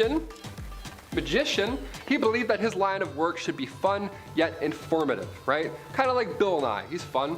He'll swear every now and then. He'll mix it up, make it aggressive for no reason. He was nicknamed the man who saved Christmas right after he convinced the US Council of National Defense to not ban toy purchases during World War I around the holiday season. So, man who saved Christmas, for sure. He's like, please continue selling during this war. I really would like that if we kept selling things and I made money. Thank you. Christmas, the Lord giving. Great. This set also wasn't cheap. It was around $50, which back in the day was more than $50 now. The price was justified as the set was actually radioactive. That's right, the Gilbert U238 Atomic Energy Lab contained a cloud chamber where you could actually see real alpha particles traveling at 12,000 miles a second. Yeah, how fun is that? You ask for a light bright, mom gives you this, you're like, guess I'm moving out. Number 5, only us humans. Human beings, smart, intelligent, loving creatures, right? Well, the ones I like to be around are, and I hope the ones around you are too. Okay, where am I going with this? Well, I think we can all agree that war sucks, right? Look at Ukraine and Russia right now. What I think a lot of people don't think about is war logistics, what goes into a war effort. Every bootstrap, backpack, and bullet fired has to be counted and shipped. The weirdest thing, or perhaps the worst thing that we've done, is mass produce small arms. The Automat Kalashnikov needs no introduction. You've seen it in movies, games, and all over the news in the last 60 years. An effective, cheap, and reliable tool that's the backbone of insurrections across the world and probably will be for many years to come. The point I'm trying to make is that we can create and make such beautiful things, but so much time has gone into destroying one another. Kalashnikov is unfortunately really good at doing that. In some black markets of the third world countries, they go for as little as $100 US. It is estimated that of every firearm ever made, 1 in 5 is a Kalashnikov. Number 4, I wanted one. It should come as no surprise that my persona is that of a lumberjack. I like relaxing after a long day. I'm big and I like beer. That's how it goes. While certainly not the manliest man, you never find me at a My Little Pony convention. I'm just not going there. Where am I going with this? Well, if you were a young girl growing up, there's a chance you had an Easy Bake Oven. Yes, that's right. I, Big Ched, wanted an Easy Bake Oven. But as a young man, I was embarrassed to have pink. I mean, come on, I can't have pink. It's pink. Even though now I'd be totally fine with pink. I like pink cards. I think they look cool. I was a tubby kid and just wanted some brownies with icing. Can you blame me? No, you can't. However, there is something about giving your kid a little oven that's, well, strange. There's no way I should have been given anything sharp, let alone an oven. Yes, I know they're pretty safe, but still, it's a weird concept and weird thing to bring up in the boardroom for an idea. Guy walks in the room and he's like, kids, ovens, fires, put them together. What do you got? $1 million idea, let's go. Number 3, didn't sell very well, boy. I doubt many people would remember this, and in Nintendo's defense, they usually know what they're doing. Sometimes. I know I'm talking about gaming stuff again, but besides making you guys laugh, it's like the only other passion I have, man. The Virtual Boy. I wouldn't expect many to have seen it since the sales were so poor, since the console was so poor. The Virtual Boy was a 32-bit portable console that was basically a headset, except, you know, there's no straps to put it on your head, but a stand so you can play games while you sit or while you're prone. I guess that would have been cool if there was like a sniper game or something, but for classic Nintendo side-scrolling action, it doesn't really make any sense. The main selling point was the graphics. The Virtual Boy was capable of 3D, which was huge for the time. Except, it was stereographic 3D and monochrome red. Watching footage of the gameplay gives me a headache just looking at it, so I can see why laying down on your living room floor for a while, playing it would just suck. It just wouldn't be good. Number 2, Electronic Cafe. This is going to sound weird to anyone born after 1995, but there used to be internet cafes. Yeah, I know, there's some that still exist, but it's just a weird concept. Hi, come on in where you can order a coffee and browse the World Wide Web with your sticky keys. And that's not because of a typo. There's just something about sharing a PC with the whole city that rubs me the wrong way. Because I know for a fact there's some dudes in there who are rubbing themselves the wrong way in the cafe. In the 90s when PCs were becoming a mainstay in homes and offices, some folks just didn't have one yet. Or if they did, had full access to the internet. Do you remember the dial-up sound? Ooh, sound of nightmares. So coming to a place to access such modern technology made sense in the 1990s and even the early 2000s. However, in 2022, when everyone has a supercomputer in their pocket, not so much. Smartphones are really cool. It's actually pretty cool technology. Number 1, the Infomercial King. Not the first to do it and won't be the last, but he may be the best. As a kid growing up in the late 90s, watching TV on a Sunday afternoon made a few things certain. I was going to have my snackies and juice. I was going to ponder what a house hippo was. I was going to be yelled at by a man with enough charisma to use OxyClean. Yes, the famous infomercial featuring the late Billy Mays. There was just something charming about his performance that made you want to clean stains easily. Infomercials are a way to shove products down your throat. Call now, but wait, there's more. 3 easy payments of $19.99. Sell, sell, sell. With infomercials, they aren't just selling you a product, they are selling the infomercial themselves. It just wouldn't be as effective if the ShamWow guy wasn't weird about his peanuts on ice cream. That's just how it goes. That's gonna wrap it up for me today, guys. Make sure to like, comment, and subscribe here at BumbleBee. Number 10, the Hula Chair. Here's another gem from the depths of the infomercial vault of nonsense, and seriously, there's a lot. Look, as a Canadian, we still love consumerism. Sure, but not as much as the United States, but there's still a lot of mom and dads sitting on the couch every Saturday with the fat credit card, just waiting for the next life-changing product to come across the screen. So that means we get to see those awful infomercials too. You're not alone, Americans. That includes the Hula Chair, the latest mechanized weight loss product that promises to keep you in shape with minimal effort. I should be the spokesman. Well, sign me and the rest of America up, baby, because the Hula Chair is a motorized chair that swivels to keep you moving while sitting. Something like this, a little hula movement for you, something like that, wow. Demonstrations of the chair show multiple speeds, the fastest looking more like a violent throwing than weight loss, and well, no surprise, it doesn't work, and they're just not really around anymore. For good reason. Number 9, the Potty Putter. This one's ridiculous. Golf. The sport for wealthy businessmen across the world and for every schmuck who wishes they could get into the clubhouse. That's me. I like the clubhouse. It's cool. I don't mind a round of golf, but I'm more excited for the ice cold beers during the day. It's why I prefer mini golf. What can I say? I like the simple things in life. So maybe I should get a potty putter. A miniature golf set for the bathroom. Just what everyone needs. Me to spend more time in the bathroom, hog out the toilet. Sorry boys and girls. Complete with green, putter, 2 golf balls, and a little hole with a flag. Now you can practice your putt and grout the tile at the same time. I'm not sure where to begin with this, but if there's anything to be said, it's that toilet time is toilet time. I don't think I have to tell you guys how unsanitary sharing a golf club in the bathroom is. Ooh, stinky. But hey, at least it comes with a do not disturb sign so people know you're getting your practice in.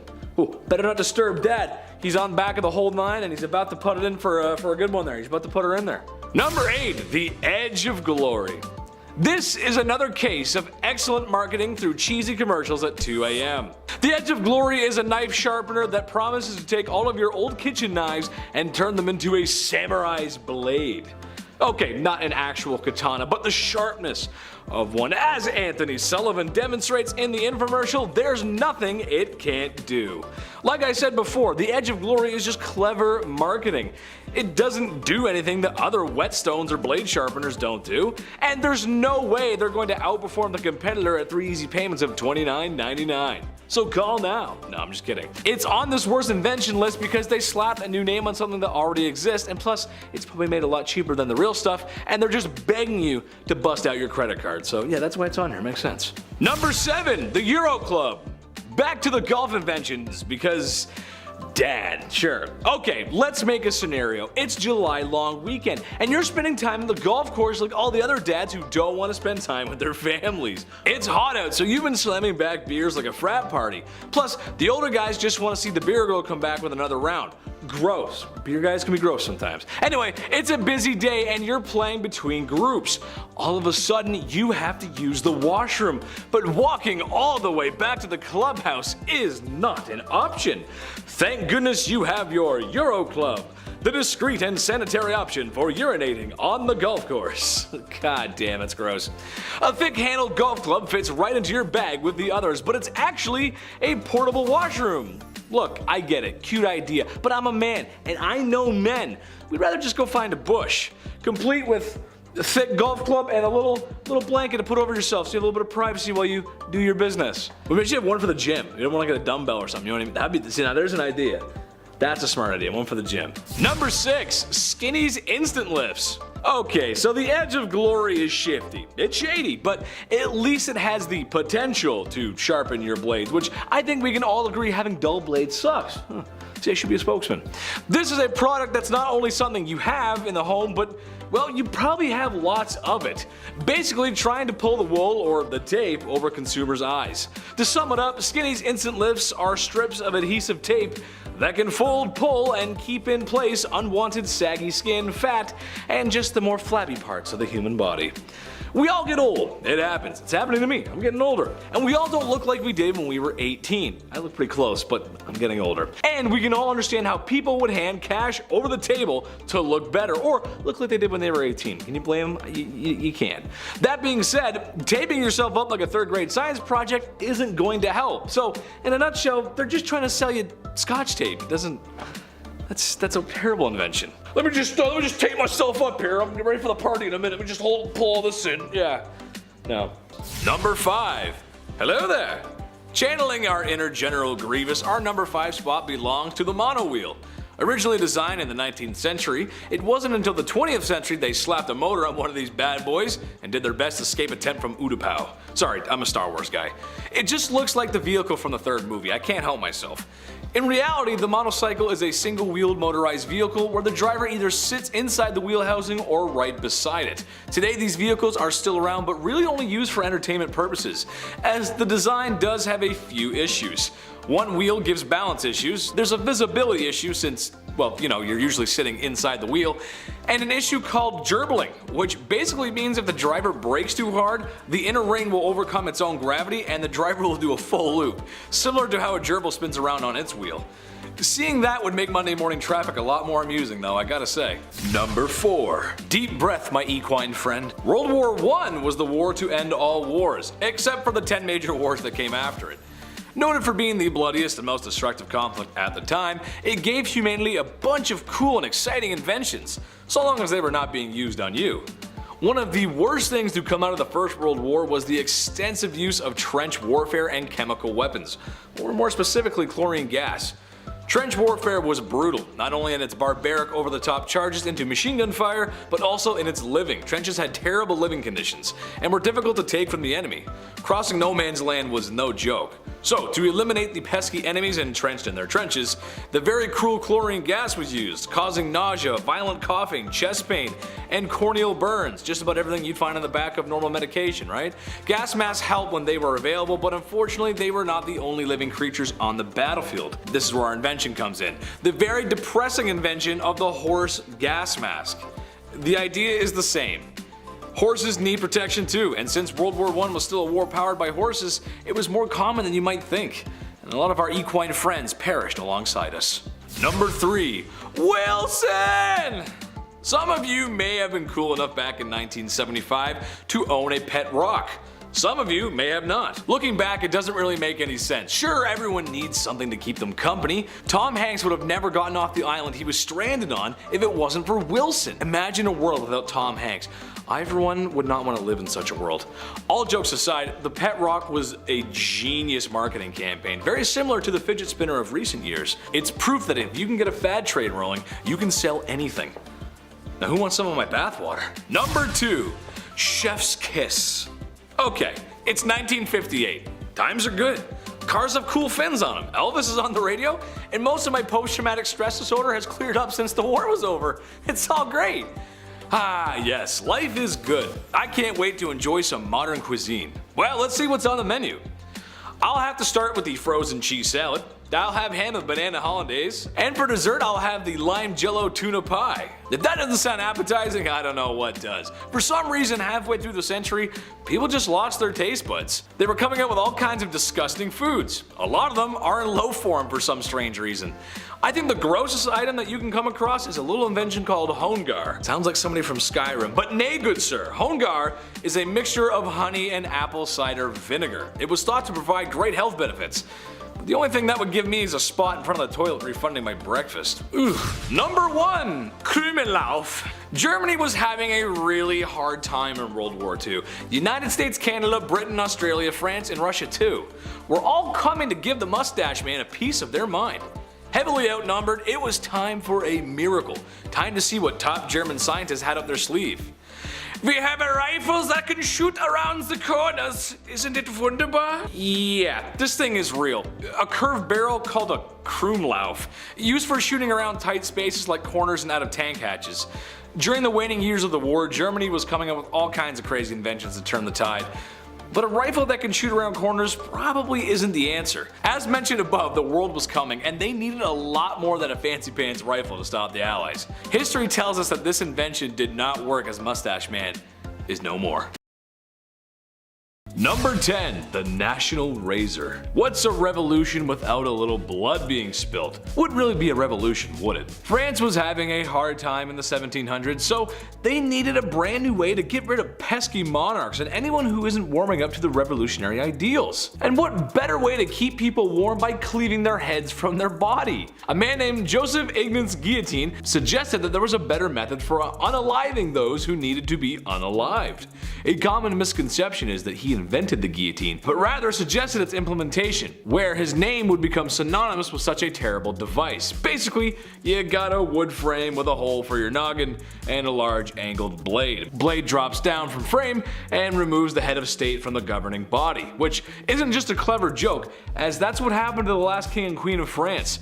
By the time of its invention and the end of its use all the way up into the 1970s, yes, that's right, it was used up until the 70s, thousands of people met their doom to the National Razor. Number 9. Party favors in the sky. When you think of air travel today, you think of lots of space for you and your fellow passengers, meals that are flavorful and affordable. Air travel in 2021 is a stress-free, very organized way to travel. But in the 1700s, these luxuries of the sky were non-existent, as there was no air travel.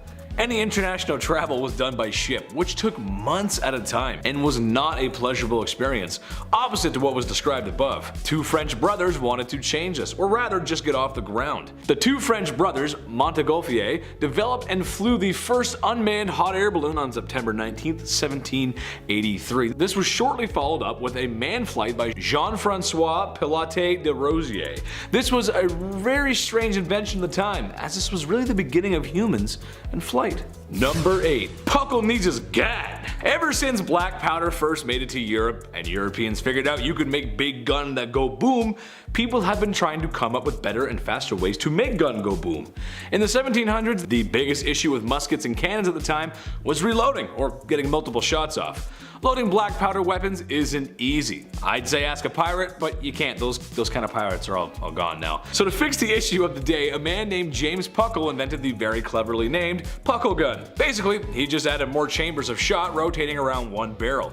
Although his idea for the time was genius, in practice it wasn't very effective, as flintlock and black powder are really the main issue. Clumsy, lots of smoke, and does not want to work in less than fair weather conditions. Number 7. Cotton Eye Joe.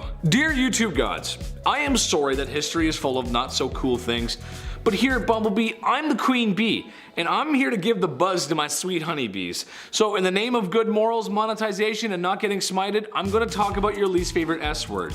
Back in the 1700s, America was chillin'. They just beat Britain in a war, which alone could be its own video. They were starting to build their own country, particularly in the southern colonies, using forced unpaid labor that you can't leave. Oh, and your boss can do heinous things to you because he owns you. Their economy was agricultural based and stayed that way for a long time. Tobacco being the number one crop at first, cotton was still grown but wasn't as popular due to the processing of cotton being a very labor intensive and difficult process. This was until Eli Whitney's cotton gin, invented in 1794. The cotton gin was a machine that quickly removed seeds and processed cotton, making cotton a very valuable crop since, you know, the people harvesting the cotton are YouTube's least favorite S word. It's a brutal unpaid workforce. Now that it was profitable, cotton boomed and the South became very wealthy. While not exactly the main reason, the South getting rich off Whitney's design and did somewhat create a divide between the southern states and the northern states, eventually leading to the Civil War. Also, apparently plantation owners didn't pay Eli for his machine and he went broke. Just trashy behavior all around, man, come on.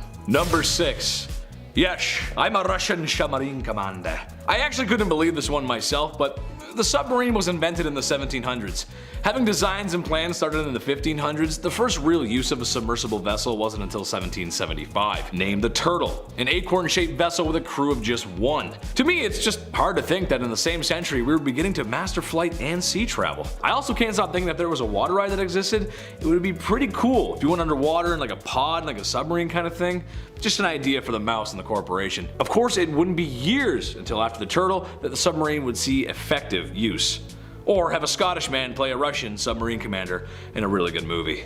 Russian submarine commander. Number 5, the spaghetti fork. Make sure you put my special spaghetti fork on the table. I need to eat my pasta and gabagool. Italians and lovers of the best cuisine on earth, in my opinion, I love Italian cuisine, get ready to cringe. The twirling spaghetti fork is a battery operated fork that twirls when you push a button, so you no longer suffer the burden of twirling your own spaghetti. Listen, I'm a big dude, I'm lazy, I love staying in after a long week of work and playing video games, probably my favorite thing to do. Yeah, sometimes I order in because I don't feel like getting up, but not twirling mom's spaghetti? Come on, twirling the spaghetti, I argue that's the best part. No dinner with no should require AA batteries in my opinion, I'm just saying. You bring a fork, why you bring us a fork? Number 4, hydrogen blimps. It really must have been something to witness humans gaining flight. Something so previously impossible was now not only possible, but something that you had to pay money for, which is how you know it was very successful. Large jumbo jets full of croc-wearing tours headed to Slav attractions was still a thing of the future. We're not there yet. This is still the early 1900s. We'll get there. So how do we get people to places in large numbers and still manage to be opulent? Said a bunch of people in the early 1900s. Airships, said Germany, who took the blimp game to the next level. However, a lot of these blimps made a cut in their design, if you will. To help save on money, the airships were filled with the much more cheaper hydrogen, which in large quantities is extremely volatile.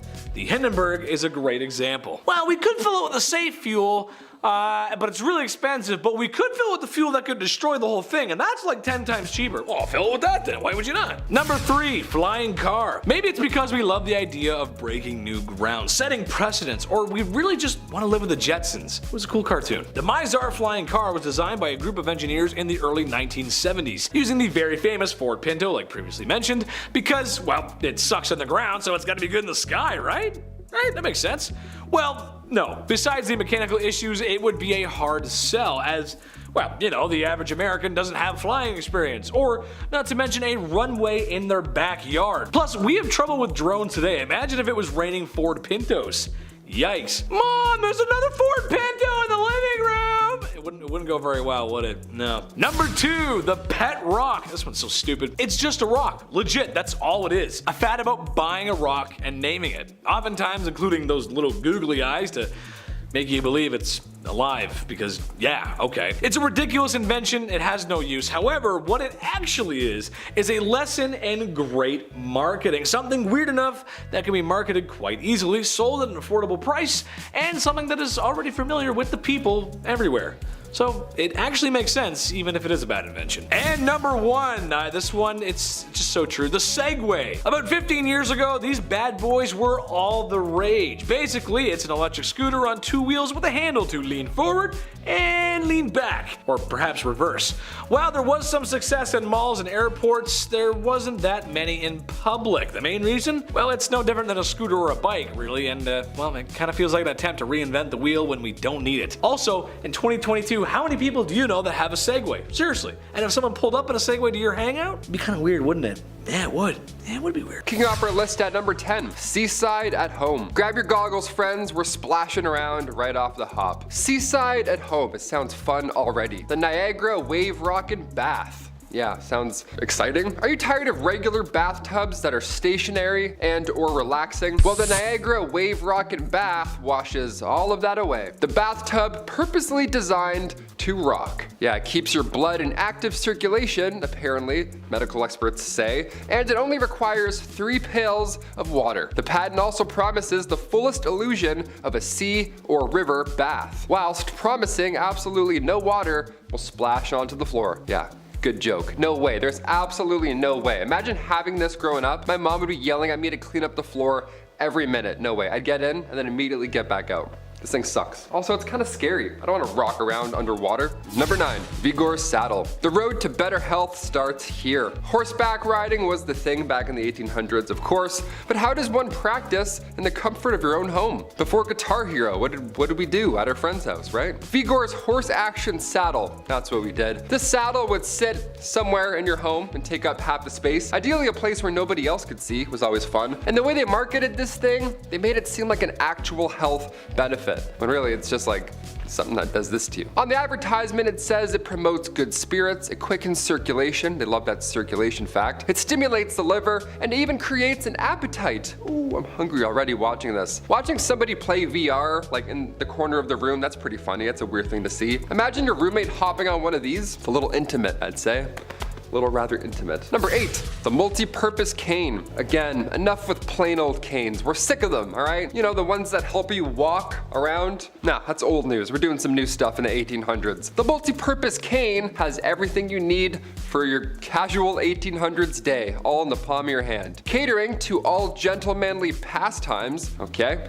Like for example, on the ad, it says, catching butterflies, sheltering from the rain, playing the flute. Okay, sure. And even a horse measuring tape, all in this cane. Nice, thank God this exists. I do all those things every single day, and now I can cut my time in half. Play the flute, measure a horse, and then Mary Poppins away. Easy. Number 7, fence cycle. Are you tired of walking along the fence all day long? If you're someone who does that, for sure. Yeah, perhaps you live on an 1800s farm and for some reason you have a really long fence with 0 twists and or turns and no nails sticking out, sturdy the entire time and completely flat. The perfectly long fence. Well, this holiday season, show your loved ones how much you respect their patellas and get them the fence cycle. Save them all that fence walking time. Hop on this weird saw contraption. There you go. Good luck. The upside down bicycle that could only work on flat fences. Nice. This patent here came from none other than Vincent van Gogh. Weird, right? Imagine this in the Toronto Van Gogh Experience exhibit. Get on these things and start wheeling around the city. You're like, this is wildly dangerous. Number 6, beauty patches. We need to bring back beauty patches immediately. Imagine Timothée Chalamet with an 1800s beauty patch on one side and Dune 2. Game over. Here's the Oscar. Take it. These patches came in all shapes and sizes, and even in this portrait from 1755, Joshua Reynolds painted Charles, the 9th Lord Cathcart, rocking a large beauty patch. Yeah, that's a pretty big one too. The guy looks like Nelly. What a look. That's confidence right there. That's a lord right there. Fabrics used in the 1800s were commonly small, tiny circles, sometimes even hearts or stars. Yeah, how fun is that? You'd think they were Arctic Monkey fans, but really, it's an 1800s star patch. Yeah. Gotcha.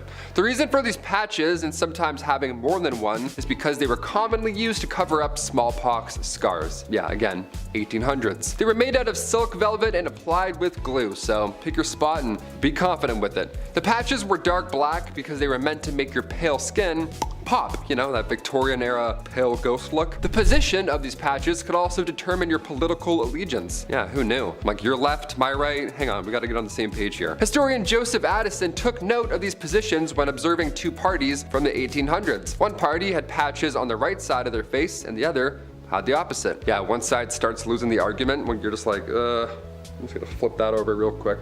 See ya. Number 5, Neanderthal spears and arrows. Okay, we'll get into the more important stuff, the things that stuck around.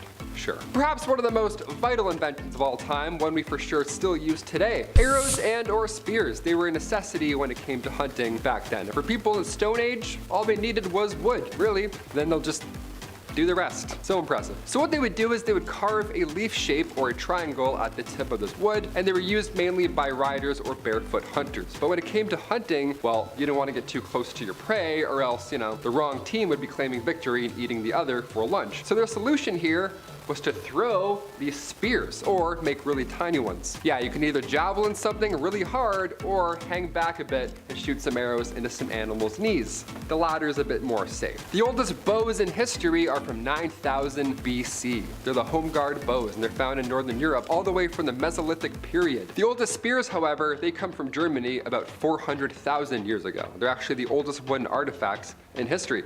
Ever. Yeah, imagine being the first person to make a spear. Forget iPhones or iPods. A spear?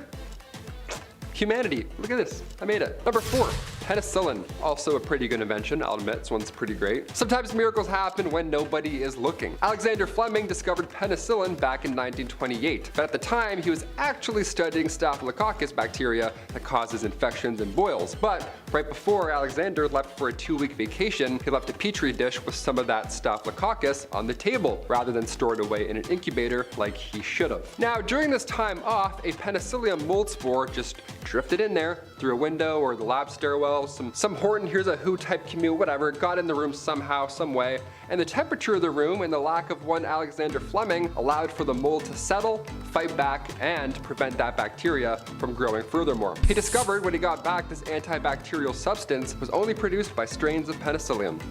And now we're a little safer because of it, I'd say. Yeah, he did some good stuff. Number 3, earthquake machine. Nikola Tesla. The man, he knew a thing or two about electricity, and legend has it, he made a steam-powered machine that could cause small earthquakes. Yeah, you thought I was gonna say machine where it could sense them. No, he made one that could cause them. A little bit of a villain move, I'd say. Science. Also, I guess that's science too. Tesla's electromechanical oscillator, or earthquake machine as I call it. It's a little more cool. Legend has it he actually did cause a real earthquake back in 1898 in New York. That's an Avengers level threat right there. Can anyone stop this man? It's Nikola Tesla.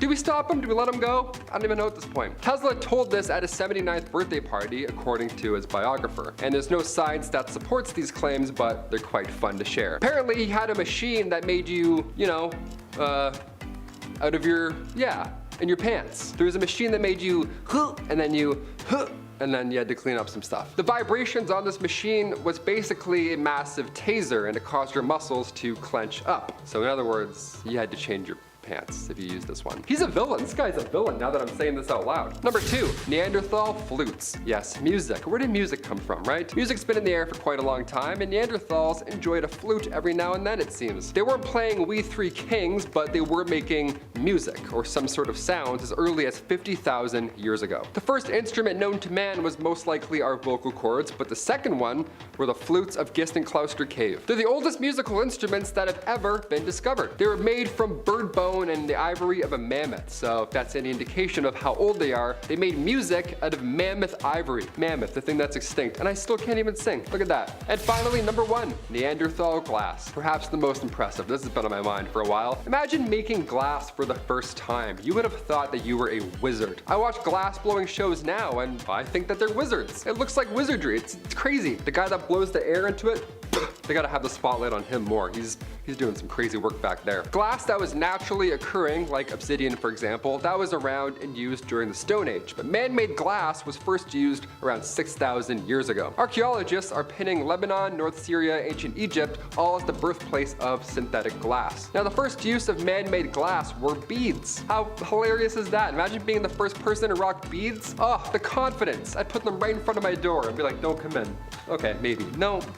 Mid-2000 BC, guy glazes up some beads like a wizard. What an icon. And now we have bead doors and bead necklaces. Now we have guys wearing shell necklaces too. A little different, but you know, worth a mention. They're a little odd, those ones. Number 10, the bullet mousetrap. You might have heard me say that and said, what? Which is exactly what I said when I saw a mousetrap that's main killing potential was to fire a lead slug Minuteman style at a small rodent. It is no exaggeration to say that the difference between this mousetrap and a musket is that a musket weighs a little bit more. The mousetrap was loaded just like a traditional musket of the time, with black powder, a lead ball, and even a percussion cap. In all honesty, I'm not sure how you go about defending this mousetrap. Textbook definition of overkill. Also, you know, there's a loaded firearm in the house with a hair trigger that a small rodent could set off by gently grazing it. I like to imagine a fun family game of, do I no longer have a sister or was that just a mouse, after hearing a small musket fire inside the home. I also had to mention that while the immediate danger of a .32 caliber lead ball finding a new home in your stomach is frightening enough, black powder being black powder is very volatile and produces a lot of energy. Fire hazard.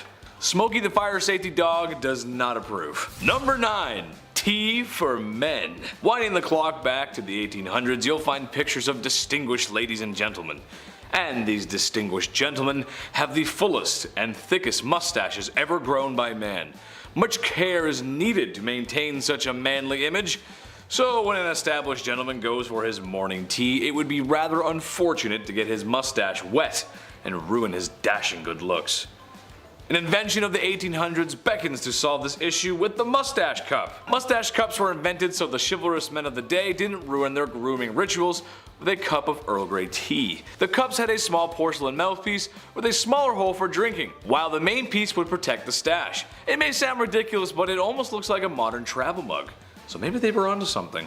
Number 8, Nightmare Story. I don't know about you guys, but no matter how you present them, dolls are just creepy. Have you ever noticed that when someone has a creepy doll, it's never just one? There's always a bunch of them for some reason. I don't know, I wouldn't want the room to feel safe or welcoming after all.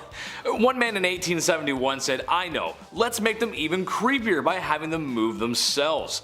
The creeping doll, as it was called, was a doll-like automaton that had clock-like gears to simulate real human movement, with the addition of hidden wheels underneath to aid in the doll moving across the floor. Because, you know, the last thing I need is this doll creeping into my bed at night. Whew.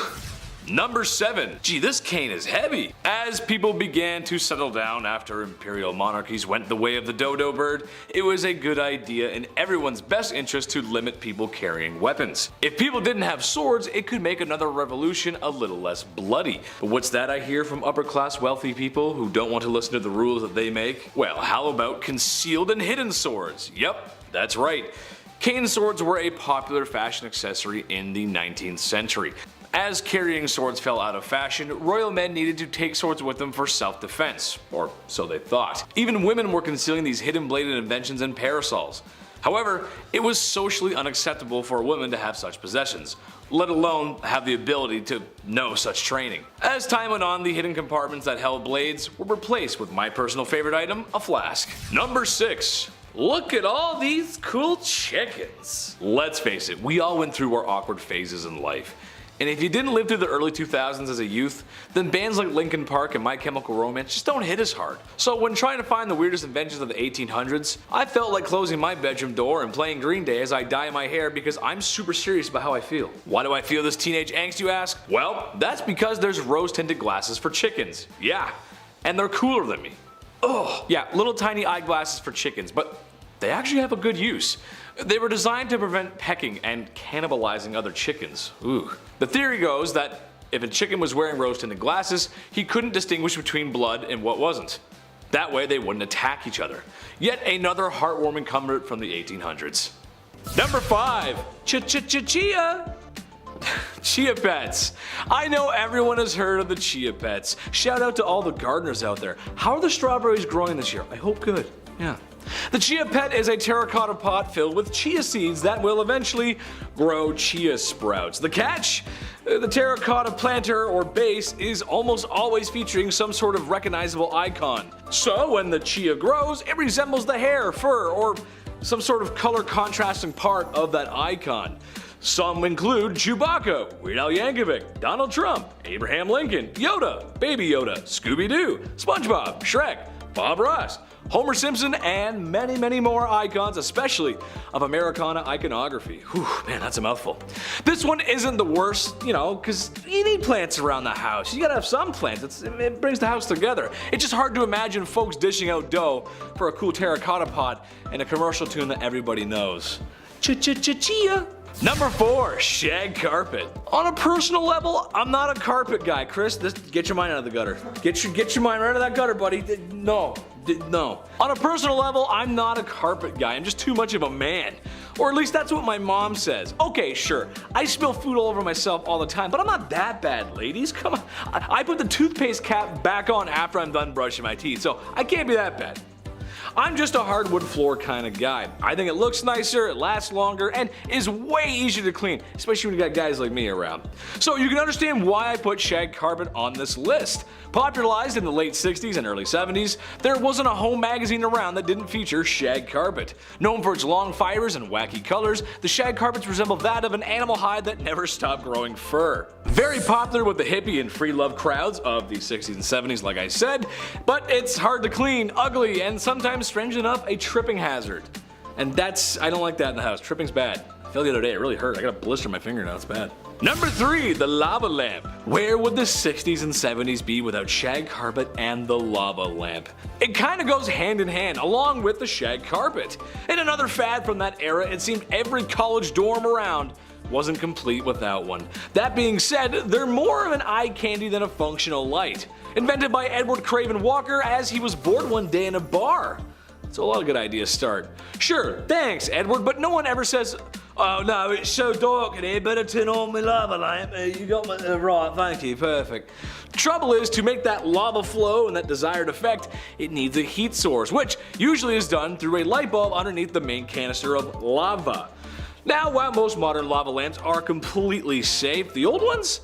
Well, you gotta be careful around older electronics like that, especially if you've ever seen Mythbusters. While the light bulb may not be enough heat to cause any issues, an external or excessive heat could render the lava lamp to erupt, and it's not good. See that episode of Mythbusters? Oh, it's not good. It's lethal, actually. Number 2, the Power Glove. The Power Glove. Could you really own anything more 80s than the Power Glove? The Power Glove was an accessory for the NES that allowed players to use motion controls on 2D games, complete with a retro sensor bar and number pad to input codes for your controller to work with the current game that you're playing. Well, the truth is, folks, it just sucked. It doesn't work properly, it gets sweaty and smelly easily because a lot of it's actually just a glove. At the time, there was no internet, so if you didn't have a code book or knew the code to input into the glove for your game, you literally couldn't use it to play the games that you wanted to use it for, thus rendering it useless, and I argue that's a bad invention. So silly. I'm playing with power! Number 1, Rob the Robot. Lastly, another NES accessory, except this one was for lonely Nintendo players. Basically, Rob the Robot was a second player when you didn't have one. He was battery operated and used a variety of spinning tops to push down buttons that you had, well, some control of to simulate the efforts of a second player. The issue here? Well, he requires both D and AA batteries. He's slow. Oftentimes, after extended use, struggles to pick up the spinners he uses to input controls into the game. And he's officially only compatible with 2 games. Stack Up and Gyromite, which I can tell from the audience's silence right now that they've never played those games on the NES. Duck Hunt, Mario, Zelda. Stack Up? No, you didn't have Stack Up. Don't lie, you didn't have it. You never had it. Number 10, the Smell-O-Vision. Oh, this is bad. We've come a long way since the dawn of filmmaking. Imagine all of your movies costing 5 cents and all in black and white with no sound. Ooh, what a time to be alive. Today, obviously, we have color, sound, virtual reality, and those moving boxes at the movies, which honestly I'm not crazy about. They shake too much. I'm not a big fan. Same with the 3D. Those glasses that we used to wear, we don't really do the 3D anymore. It was bad. Anyway, some people think that's not enough. Some people want more. Enter the Smell-O-Vision, created by a man named Hans Lube. I mean, that's just that just writes itself, doesn't it? The idea is that while you are watching a movie, you can smell the smells on screen. A field of grass, a car chase with burning rubber, a breakfast scene. My issue is what happens if I leave the Smell-O-Vision on and I fall asleep on the couch and reruns of Dirty Jobs comes on? Ooh, yucky. Or better yet, you guys have a Smell-O-Vision and you're watching my bloopers. Uh-oh, stinky. That wouldn't be very good, would it? Number 9, the Virtual Boy. This one's just crazy. I doubt many people would remember this, and in Nintendo's defense, they usually know what they're doing. Well, most of the time. Usually. There's so many remasters that they could do. It's a license to print money. I don't know why they don't. Come on, Nintendo, I'm waiting for it. The Virtual Boy, however, oh boy. I wouldn't expect many to have seen it since the sales were poor. The Virtual Boy was a 32-bit portable console that was basically a headset, except, you know, there's no straps to put it around your head, but a stand so you can play games on it while laying prone? Yeah, I'm not sure. My back hurts just looking at it.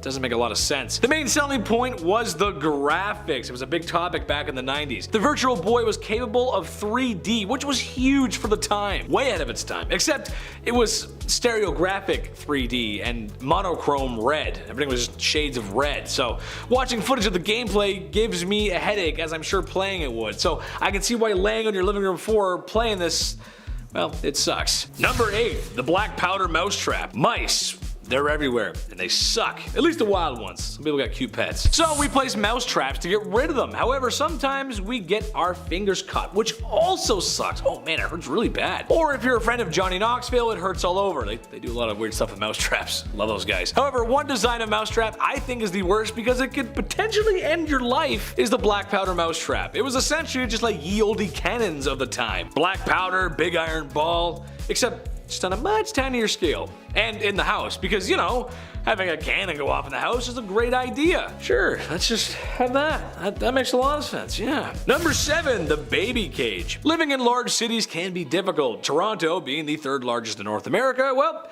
I can relate. It's crazy we're that big. Things get busy even in the suburbs here. There's a hustle and a bustle that small cities and towns just don't get. Now, back in the early 20th century, this was still the case, except there wasn't the same emphasis on park life, biking, and enjoying what fresh air actually is in the city like there is in modern cities today. We've done better since then. And there's nothing more important than fresh air for babies. So that's why in the 1920s, the baby cage was invented. Basically, it was a wire cage that hangs out of your 5th floor apartment window, like that massive AC unit that hasn't worked properly since McDonald's ran out of Szechuan sauce. Obviously, I don't need to tell you why this is a bad idea, and not too long after, it was outlawed. It's just don't, that's high up, it could drop, yeah, no, bad idea, not a good idea. Number 6, this one's for the older crowd, the Ford Pinto. Remember those bad boys? I never had the pleasure of being in one or owning one myself, but I swear to God, every time my family got together, the men would sit around and talk about cars that they own. It's kind of a man thing to do, I guess, even though they all had the same conversation the last time, which is just like only a couple months ago. And one model that always comes up is the Ford Pinto. Today, cars get recalled all the time, but in the age of affordable family vehicles and quality, the Ford Pinto stood out, especially because there was a chance the Pinto could burst into flames, which is arguably the worst thing a car could do. Besides not work. I'd argue not working is better than bursting into flames. A few other major issues really set back what I think is a very sleek and appealing vehicle to both mom and dad and the family. Number 5, flutes. We love a solid flutist. They're flutists, right? Flutist? Dude, I've always wanted to play the flute. Pied Piper, that guy is daring. That guy is wild. He runs around town and plays the jazz flute all day long in tights. Of course I want to be like that. Mostly, he's got some flaws. But who was the first person to bust out We Three Kings? Who do we have to blame for all those horrible recorder classes in elementary school? Always the one kid next to you, you're like, drain the spit, it's not on properly. Use that pinky, cover your thing up. The first instrument known to man was most likely our vocal cords, but the second instrument were the flutes of Glice and Coastral Cave. They're the oldest musical instruments that have ever been discovered. They were made from bird bone and the ivory of a mammoth. Yeah, so that's an indication how old they are. They made music out of mammoth ivory. That's old. Brass? Like, no, we haven't found that yet. Number 4, paintings. Yeah, why not? Let's include art into this mix. Who was the first person to create art? The Lascaux Caves have been dubbed the prehistoric Sistine Chapel. These cave paintings are from 17,000 years ago and they're beautiful. But if you're thinking about sneaking down there to write Jordan was here, well, you better think again. The cave was opened originally in 1948, but due to carbon dioxide levels and sweat from visitors and just people breathing and being around, it was closed in 1963. You can't be breathing on our prehistoric paintings. Get your morning dad breath out of here, sir. We don't want that. Look how beautiful it is. It's really nice. Learning about our history is challenging, but it's slowly fading away. We're breathing on it all day long. But these caves in France are not home to the oldest paintings in the world, believe it or not. Altamira Cave in Spain houses cave paintings from 35,000 years ago. The paintings were in such great condition that at first scientists doubted that they were the real deal from that long ago. But in 1902 they were marked as the real deal. These ochre and charcoal images are the most well preserved on the planet. Meanwhile, I'm over here still drawing the sun in the corner of my page. Number 3, blades. Around 80,000 years ago, the first ever 5 o'clock shadow appeared. And it wasn't my family, we don't have those. An upper Paleolithic stone tool tradition came from Neanderthals and also the first modern human. It's a big deal. This method here was to shave up your face so you're not, eating your own mustache for dinner, and it was entirely new to the game. During this process, Neanderthals would often break off these sharp flakes from the core of a large stone and then use those chips as blades. Horrible, just imagining that. The Aurignacian culture, appropriately named after the French village of Aurignac, where Neanderthal remains were found back in 1860, this culture is the first modern human in Europe. Looking back to around 100,000 years ago, we had to use seashells. And when I say seashells to get rid of hair, I don't mean they would, glide across the skin or anything like that. They would use 2 shells, then use them together as tweezers. Yeah, 1 by 1. Seashells, can you imagine? That's horrible. Can you hear that? That's the sound of our ancestors plucking their unibrow. Sounds painful, right? Yes, it was. Sharpened clamshells were later used in the 19th century because we realized that they're flat enough we could probably just swipe off the hair. It saved a lot of time. Still horrible, but we saved a lot of time. We figured it out. Number 2, the wheel. One of the greatest inventions of all time, and now all we want is hover cars. How disrespectful, we just got this thing. The wheel, the idea of the wheel is unlike any other. See, most inventors are inspired by nature. Planes, submarines, bullet trains, all has something to do with nature, bird beaks, flying, underwater, all that crap. Nothing in nature resembles a wheel at all. The closest thing really are tumbleweeds and dung beetles. My favorite thing to mention on this channel. The poop rollers. Potter wheels were found from Mesopotamia around 5,500 years ago.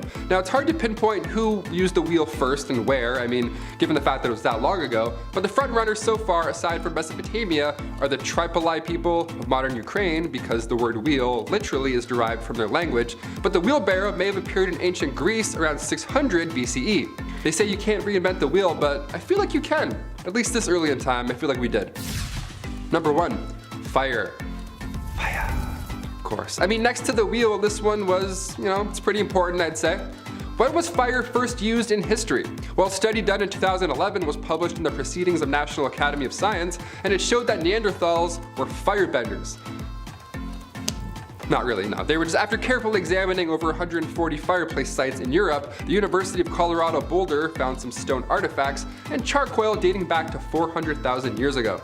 Now, of course, these fireplaces were used to cook meals, but at the same time, tools were created during this process. Melting things and moving them around, kind of like glass blowing, heat makes things come to life.